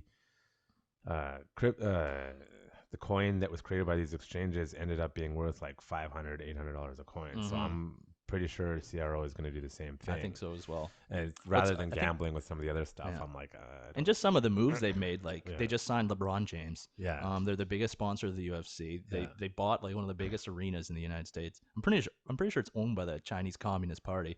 Yeah, you right. know? It's you can't get away from the Chinese these days. Like, oh my god, I'm secretly waiting for that war, but I know they don't want to go to war. No one wants to do that. But I'm like, at what point is China copying Hitler? Because they're kind of copying his playbook. So if they go for Taiwan, is this like the Austria? And then when they go for somewhere else, like the Philippines or Singapore, is that the Poland? Like, at what point do we? They're doing genocide and they're doing that sort of expansion. They got a wild control, and when people like when they started taking over Taiwan, it's like. Yeah, the world was like, you can do it. Well, that's why Did you see John Cena do that apology video? That was the most embarrassing I'm more thing impressed I've ever by seen the in my fact life. he's got fluent Mandarin because he's a moron as a human being. But that was sad. That was the weirdest. It looked like, it was almost like a computer-generated video. Busted out fluent Mandarin. I was like, what the fuck? When did that moron learn that? That was wild. This is a guy who allegedly had real sex with Amy Schumer in that movie because his acting was so bad he couldn't fake sex. So they actually had sex in that scene, apparently. Amy Schumer. Yeah, well, she failed and burned real fast when she tried to get too political. You're like, get the fuck out of here, bitch. You're not that funny. Yeah. But yeah, it's just like, I talk about this stuff with my students. I have to tone it down with the new people because they're like, what the fuck? But I'm just like, my perspective, sorry for everyone who's annoyed at hearing it for the millionth time. As a Jew, and Jews have forgotten this. Yeah. The Jews that were like me and were like, I need to get the fuck out of Germany in the early 1930s. Were like, I need to get the fuck out. Guess what? They survived. Yeah. Unfortunately, all the other Jews were like, no, society and this and that. And you got to do. They died. Yeah. And people they're like, you cannot make that comparison. I'm like, no. You need to know when your society is about to turn on you. That'll never happen again. It's kind of happening right now, guys. No, it's not. There's no camps yet. I know that. This is how it starts. Luckily, there's backlash. Thank God. What's your? Did you grow up in Israel or what was? No, I grew up here. Oh, okay. So I call it the Hitler rule. Yeah. Hitler had a rule that if you had one grandparent that was Jewish, even if you didn't grow up Jewish, you're going to the camps. So when Israel was from 1948, it's the law of right of return, which is something Palestinians get all upset about because they don't have it. But I won't get into that. That's a whole 3-hour-long conversation itself. Anyways, and they said if one of your grandparents are Jewish, you can then apply for Israeli citizenship. It's not that easy. You gotta jump through a lot of hoops. They're very sketchy, about people. Especially if you didn't grow up Jewish, they're like, what the fuck? It's that's weird. Why would you do that? So I grew up Jewish, and so I had the opportunity. Life wasn't going well here, and I was like, I want to go do something else. I'd been to Israel before. I wanted to do the military. The Canadian military was a peacetime army then. I had a bad experience trying to get into them when I was younger. People were dicking around, so I was like, fuck that. Could also have done the British, but I was like, you know what? I think let's go find out what all this Middle East stuff is about. So I ended up going through that. Did not enjoy myself. No. Came back. Quite the adventure. I learned a lot about stuff. Obviously, I learned firearm stuff. I learned Mhm. what the whole deal over there. I learned that as someone who's done security in the West Bank, I know what's actually going on over there. I can understand the perspectives.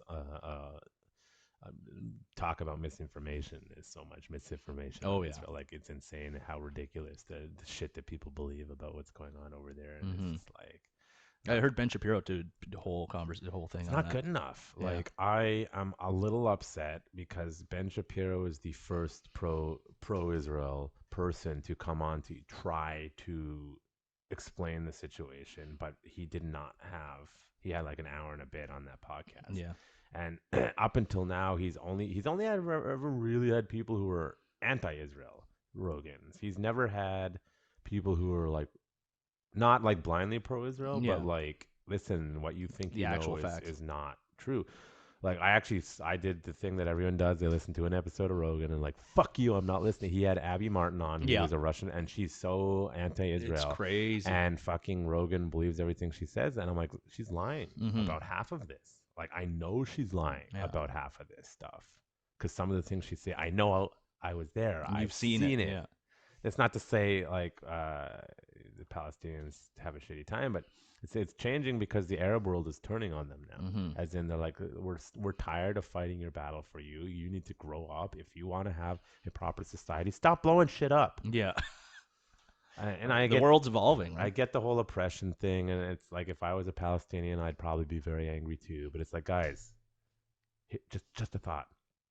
Stop electing terrorists who Yeah. steal all the money to create weapons and don't build schools. Yeah. Just a thought. Yeah.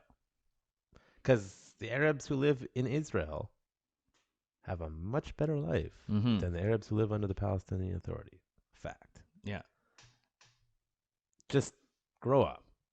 Yeah, and it's unfortunate is I didn't know this. I actually had a history professor here, a Christian guy, was telling me. So I'll do a quick history lesson. Zionism was a group of people who were like, we want a state of Israel in the land Yeah. of Israel in the late 1800s. Theodor Herzl and the early groups, they started buying land from the Arab landowners. But the Arab landowners didn't live there. Mhm. They lived somewhere else, in England or wherever. Oh, okay. And they still were operating on serfdom.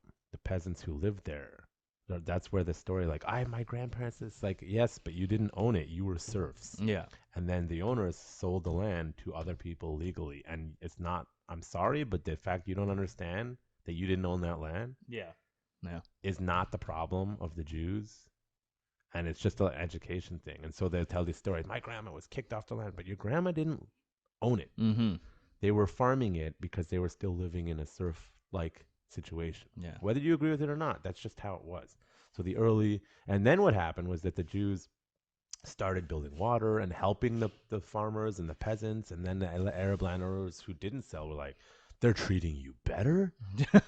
The Jews are poisoning the water! Yeah. And it just turns into legend and myth and ethos and bullshit, and then everyone, and the British, when they, there's the British promised the Jews and the British promised the Arabs. They promised it both, guys. They lied to you both. Mhm. The truth is, the British didn't care about the Jews in World War II. They were losing their empire. They didn't really give a fuck. The soldiers did. And they gave the Jews the land thinking that the Arabs were going to wipe them out, and being fully prepared to just see the rest of the Jews get wiped out. Yeah. It's a historical fact. Sorry, guys. We were ready. Yeah. By the way, Ben Gurion, he's the original prime minister of Israel, had been smuggling illegally planes and firearms into Israel for 20 years. That's how they had an army, and no one knew they did. So if he hadn't have done the illegal thing, guess what? They would have been wiped out. But he'd built an army secretly of people who wanted to live there. Crazy. Right? And then the people who are like, Jews have no right to live there, it's like, I don't think everything in the Torah and the Bible is 100% above board, but there is enough archaeological evidence to say Jews were there 3,000 years ago, you fucks, or 5,000 years ago. So can you please stop pretending that that's not a place we were? Yeah. It gets more complicated than that. But Yeah. geopolitics. Dropping knowledge. Yeah, I mean, just learn. Like, it's not hard. I got to. So maybe you've heard of this because you were in Israel, but in India, Yeah. in northern India, I think Dharamsala, there's a few different towns there, but they call it the Hummus Trail. The Hummus Trail. Because all the Israelis, after they finish their military, I don't know if they do that anymore. Yeah. They go up into India and they all party up in these in the Himalayan mountains. Yeah. They actually have documentaries about that because Israel, even though Israel does a lot of research on drug use for medical purposes, a lot of people went on to India and those places and came back drug addicts. Yeah. Right. And so there's documentaries about the lost soldiers that go up there. Oh, so interesting. I don't know what it is now, but when I was there, it's a bunch of Canadian-looking stoners getting high in the mountains. Every few years the destination changes. For a while it was India. For a while it was Thailand. For a while it was South America. It's like, this is where we're all going now. Unfortunately, Israelis are the worst fucking tourists. Yeah. And they get annoyed. Usually they start going to a country and then that country gets pissed off, so they stop coming here. I just found I've never felt more like just like a coddled, friendly Canadian than when I partied with all these Israelis. They're really nice guys, but when they want to party, they've just come out of the military. Yeah. They've potentially seen some real stuff. They're telling all these stories. This was in 2017 or something, and there was a lot of but. Anyway, they would talk about, I had to shoot this dog or I did this thing, and they drink, and then it's getting real serious. I wonder if he's just. I'm not saying that. I wonder if he's just telling you a movie plot line. I don't know. Waltz for Bashir. But the only thing I feel like it's just funny you mentioned that. Yeah, it's a movie. Oh, really? Line, yeah. Because he would be, they'd be crying and really losing it. Yeah. And I'd be like, man, I was watching Pokemon at that. Yeah, it depends. So depends when you serve. Like when I was there, it was actually relatively peaceful. Mm-hmm. There was a shit ton of riots. I had to do a lot of riot control and shit, but there was no war. Right? Yes, it's just they're throwing rocks at people again. And for anyone who says, "Oh, they're just throwing rocks at you," motherfuckers have slings. Yeah. Okay, you get hit with that, you could die. Yeah. And people need to stop. That's a common attitude. They have a rock. You have guns. Well, contrary to popular belief, the 99.9% of Israeli soldiers are very hesitant to shoot people unless you're charging at them with a knife. They really don't want to. I saw that. Were there people there that I thought were inhumane, scumbag pieces of shit? Yes, and I got those people kicked out of combat if I was able to. Most of the people are like, I don't want to be here. Yeah. If I'm going to be here, I'm going to be in combat. Most people are not interested in causing this. And when faced with more dilemmas, most of the soldiers are probably more moral than the Americans, or more moral than all other armies. Also, I'd like to say there's a lot of good-looking female. Yes, until about the age of 25, when all the sun ruins their skin and it turns to leather. Yeah. You have to be careful in Israel because you'll be like, that girl is smoking hot. And they're like, yeah, I'm in high school. You're like, oh, whoa, you have to be very careful. They age quickly over there. Yeah, and then they hit 25 or 30, and then the sun gets them. Yeah. Because it's very hot there. So they're out and about doing stuff. It's not like the Asian culture where they're like, the sun, I'm a vampire. Yeah. Same with, interesting fact, I just bought a house in Greece. Oh, nice. It's very random. Yeah. So because it's dirt cheap. Dirt cheap. Yeah. Dirt cheap. And really on an island near Preveza. Nice. And so that was this last trip. I went to Greece to go reno the house. Figured I'd hop over to Germany to go meet my dad, and then needed some sun, so I flew to Mexico. Yeah. Well, but it's kind of the same with the Greek women too. In the sunny place. The sun does not do them well over there. And the diet. The diet and the sun, it's a bad combination. Right? Yeah, unfortunately, nice people though. For reasons I won't be able to travel anytime soon. Yeah. Hopefully that will go the way of the dodo soon. I think it will. And then I was supposed to go to Israel and Thailand, and then the pandemic hit. Yeah. Fuck. And then I want to go. I've since then doing the podcast, I've reached out to all sorts of high level Krav Maga people, and I'm like, I want to go train with them now. But funnily enough, when I was in Israel, I didn't do any training because I was in the military the whole time. Yeah. Then when you go home in the What was the combat like in the military itself? Or was it all mostly guns? Oh, hand-to-hand combat? No. I was in infantry. I had 10 lessons of Krav Maga. I had done about a year of Krav Maga prior to going into the military. I didn't learn anything new, and it was mostly about using your gun to defend. Yeah. So it's a myth that I'm going to have to repeat ad nauseum. If anyone ever is like, I was in the Israeli military, I know Krav Maga, you need to start asking questions. Yes. Where were you? What unit were you in? Mm-hmm. What did you do? And you really need to dig because a lot of guys will use it as a marketing thing. And I'll tell you, yes, I was in Israel. Yes, I was in the military. I didn't really learn Krav Maga. That's not where you're getting your credentials I learned all my firearm stuff and the Israeli methodology from the military. I was a sniper. Don't ask me to do it now. Yeah. I haven't done it in 10 years. Yeah. It is a use it or lose it skill. If you're not long distance shooting regularly, you lose it. I could probably get back into it again. I may or may not have the secret formula still written down somewhere. So and it was actually funny. It's so funny when I was at the sniper school. What a lot of people don't know is you get American military that shows up to that school all the time. Okay. To do training. They rock around on their in the Israeli bases with their military fatigues, but they're not allowed to do it in public, so it's just for show. Anyways, Marines go there, Delta Force, etc. And I was talking to the Marines, who are all big dumb idiots. Sorry, guys.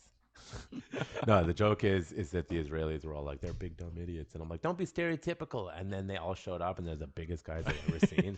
I was talking to them about the sniper school, and they're just like, don't tell them our secrets. Like my commanders are screaming at me in Hebrew, and I'm like, and then finally, it's so funny. We were watching TV.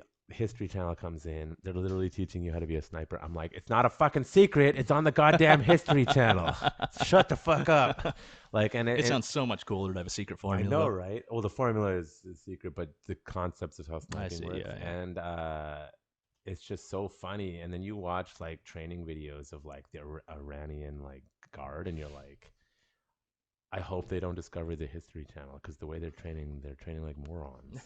They can just go on the History Channel and learn how to do it properly. Yeah.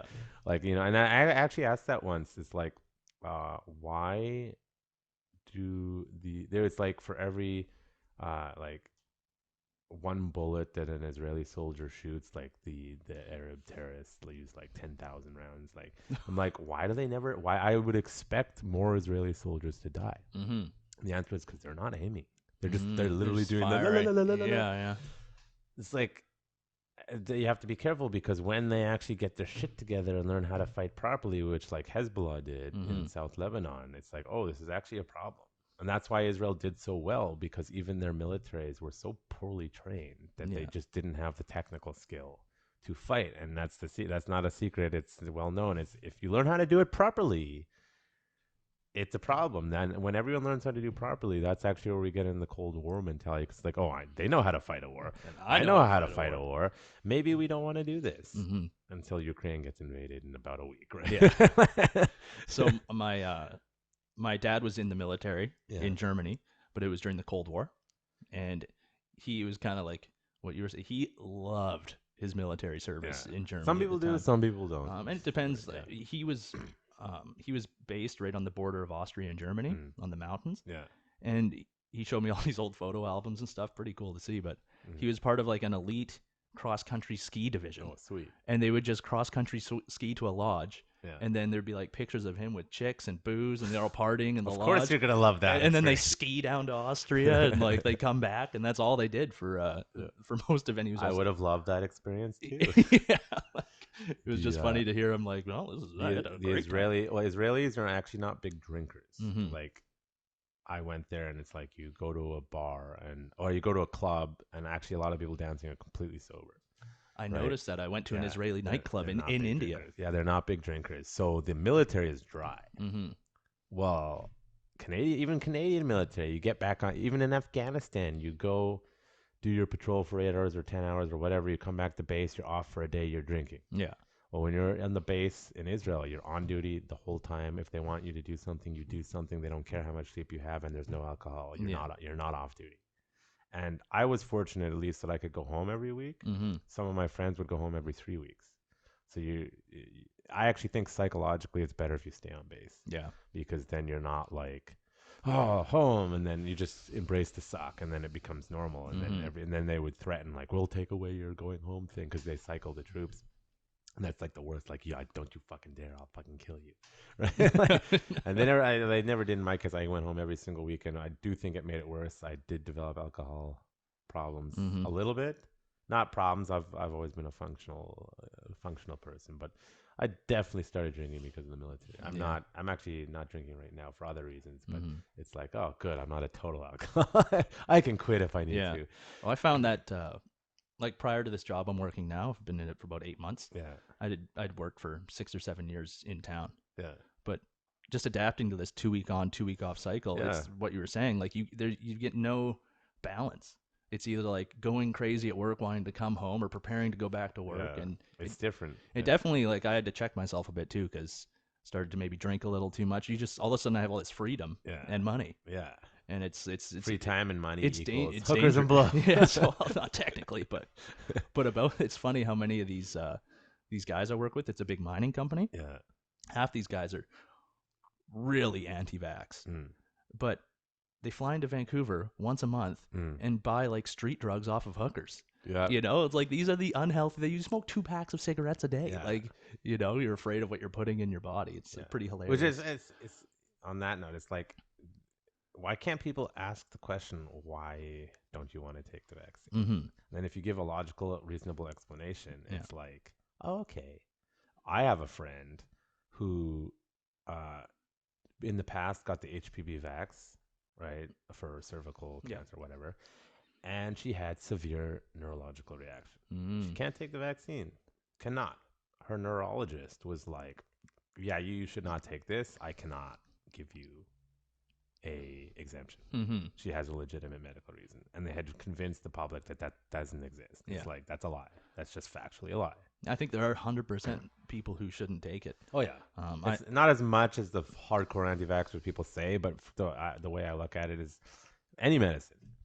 Do I personally need to take this to make my life better or healthier? It's like, I never took the flu shot. Yeah. You know? The answer for actually a lot of people under a certain age, the number of what age is hard to say. I like to say 40, just throwing it out there. But probably the answer was no, you didn't need to take this thing. Yeah. And what, you know, it is a weird thing because I know 4 people who got myocarditis. Yep. And ended up in the hospital. I know a couple of people myself. They all just, you know, like right after the vaccine. You can't even talk about that, even though it's quite like clearly that is what I've never heard anybody getting myocarditis before this. You know. Now in Vancouver again, we had a fairly low death rate. Back to this topic, I don't know anyone who died of COVID at all. It was mostly old people in old folks' homes. In Vancouver. And what they don't want to tell you is a lot of people picked it up in the hospital. Like it's a problem prior to, like, how many old people do you know prior to the pandemic got sick with whatever, went to the hospital and then died of pneumonia? Where'd they get pneumonia? They got it in the hospitals. The hospitals are not the clean places. They're spreading germs left, right, and center. And the entire model of the hospital, it probably needs to change. You shouldn't be mixing contagious people with non-contagious people, even in the remotely the same people with the same staff. And that's why they were covering up the with COVID versus died of COVID or died with COVID, because a lot of them got it in a fucking hospital. Where everyone has it, and it's just they don't want to tell you that, and it's like. So when there was a time there where India was quite it's like what we were being told is India was freaking out about COVID. Yeah, you know, I saw some videos of these cops just standing in the middle of bit of intersections. It's like random people, and they're trying to like chase the bikes and hit them with the sticks. They love the stick thing over there. I don't know what was going on with that, but I phoned I call him my Uncle Goldie at the village I was living in India, and we're like, hey man, like how's COVID going? Is everything okay there? And he was like, you know how many things we have to worry about here? Yeah. Like COVID is literally so low down on this list. I told people, you care so much about the poor countries. Have you looked at Africa? Yeah. Nobody's dying. Not even, Nobody's dying. Or people are dying. Not nobody, but it's like the numbers there were like negligible. And I'm like, don't you think that if this thing is as bad as you're telling me, and actually on Rogan, you know who kind of let it slip was Gupta. Fucking Sanjay. He said, this is a Western rich country problem. 100%. Because of obesity. He didn't say it exactly like that, but it's basically that was why poorer countries are not dropping dead from this thing. Also, in one of the provinces in India, they were giving out ivermectin. It may or may not be true, because I haven't looked into it fully, that the study that the CDC used to debunk ivermectin was flubbed itself. Yeah. Because the way I looked at it is Japan used ivermectin, Argentina used ivermectin, Mexico used ivermectin, India, one province, and every single place that used it, death rate. It didn't hurt. Death rate was negligible. Yeah. So, and I don't know. I feel like Japan is fairly an intelligent country. Like they're probably not doing it for no reason. You know? It was just like we need to do something, and then the counter was, it's not the head of the Doctors Association, it's the head of this. So he's not the government. It's like, But he's one of the top doctors in the country. Yeah. You fuckheads. Like, Yeah. We've been going at it a little bit while. Is there anything? It's almost 4. Nice. Yeah. Is there anything that you wanted to get in that we didn't? No, man. I think I just kind of wanted to come here, reconnect with you. Yeah. I think it was a You fun have time to roll for a bit? Yeah, we could do a bit of rolling. Yeah. Yeah. How can people find you, train you on the internet? Instagram, Sharpe Martial Arts. That's about it right now. I post all my content on there. Nice. Your garage gym. Yeah, my garage gym. Yeah. I'm going to be having some pretty big upgrades coming to it soon, so that'll be it's nice. going to be pretty exciting. Yeah, there's a little bit new stuff. You got the cage. I'm like envious of the cage. Yeah. I did a lot of those things but on my own and for pretty cheap too, Yeah, so nice. we can have some conversations about that. But yeah, I mean, why not? How to set up your own garage gym before we clear out. You go crazy and lock yourself in your house for 2 weeks. Cool. Yeah. This was a blast, man. Awesome. I'm looking forward to really like the setup you got going on here. Yeah, a work in progress myself. Cool. Well, thanks for coming on, and no problem. Let's get to rolling. Let's do it. Yeah. Cheers. Thank you for listening to the Warriors Den podcast. If you like this podcast and our content, make sure you support us in the many various ways you can. The easy and free ways start with liking, subscribing, following, and leaving a positive review wherever you may be listening or watching.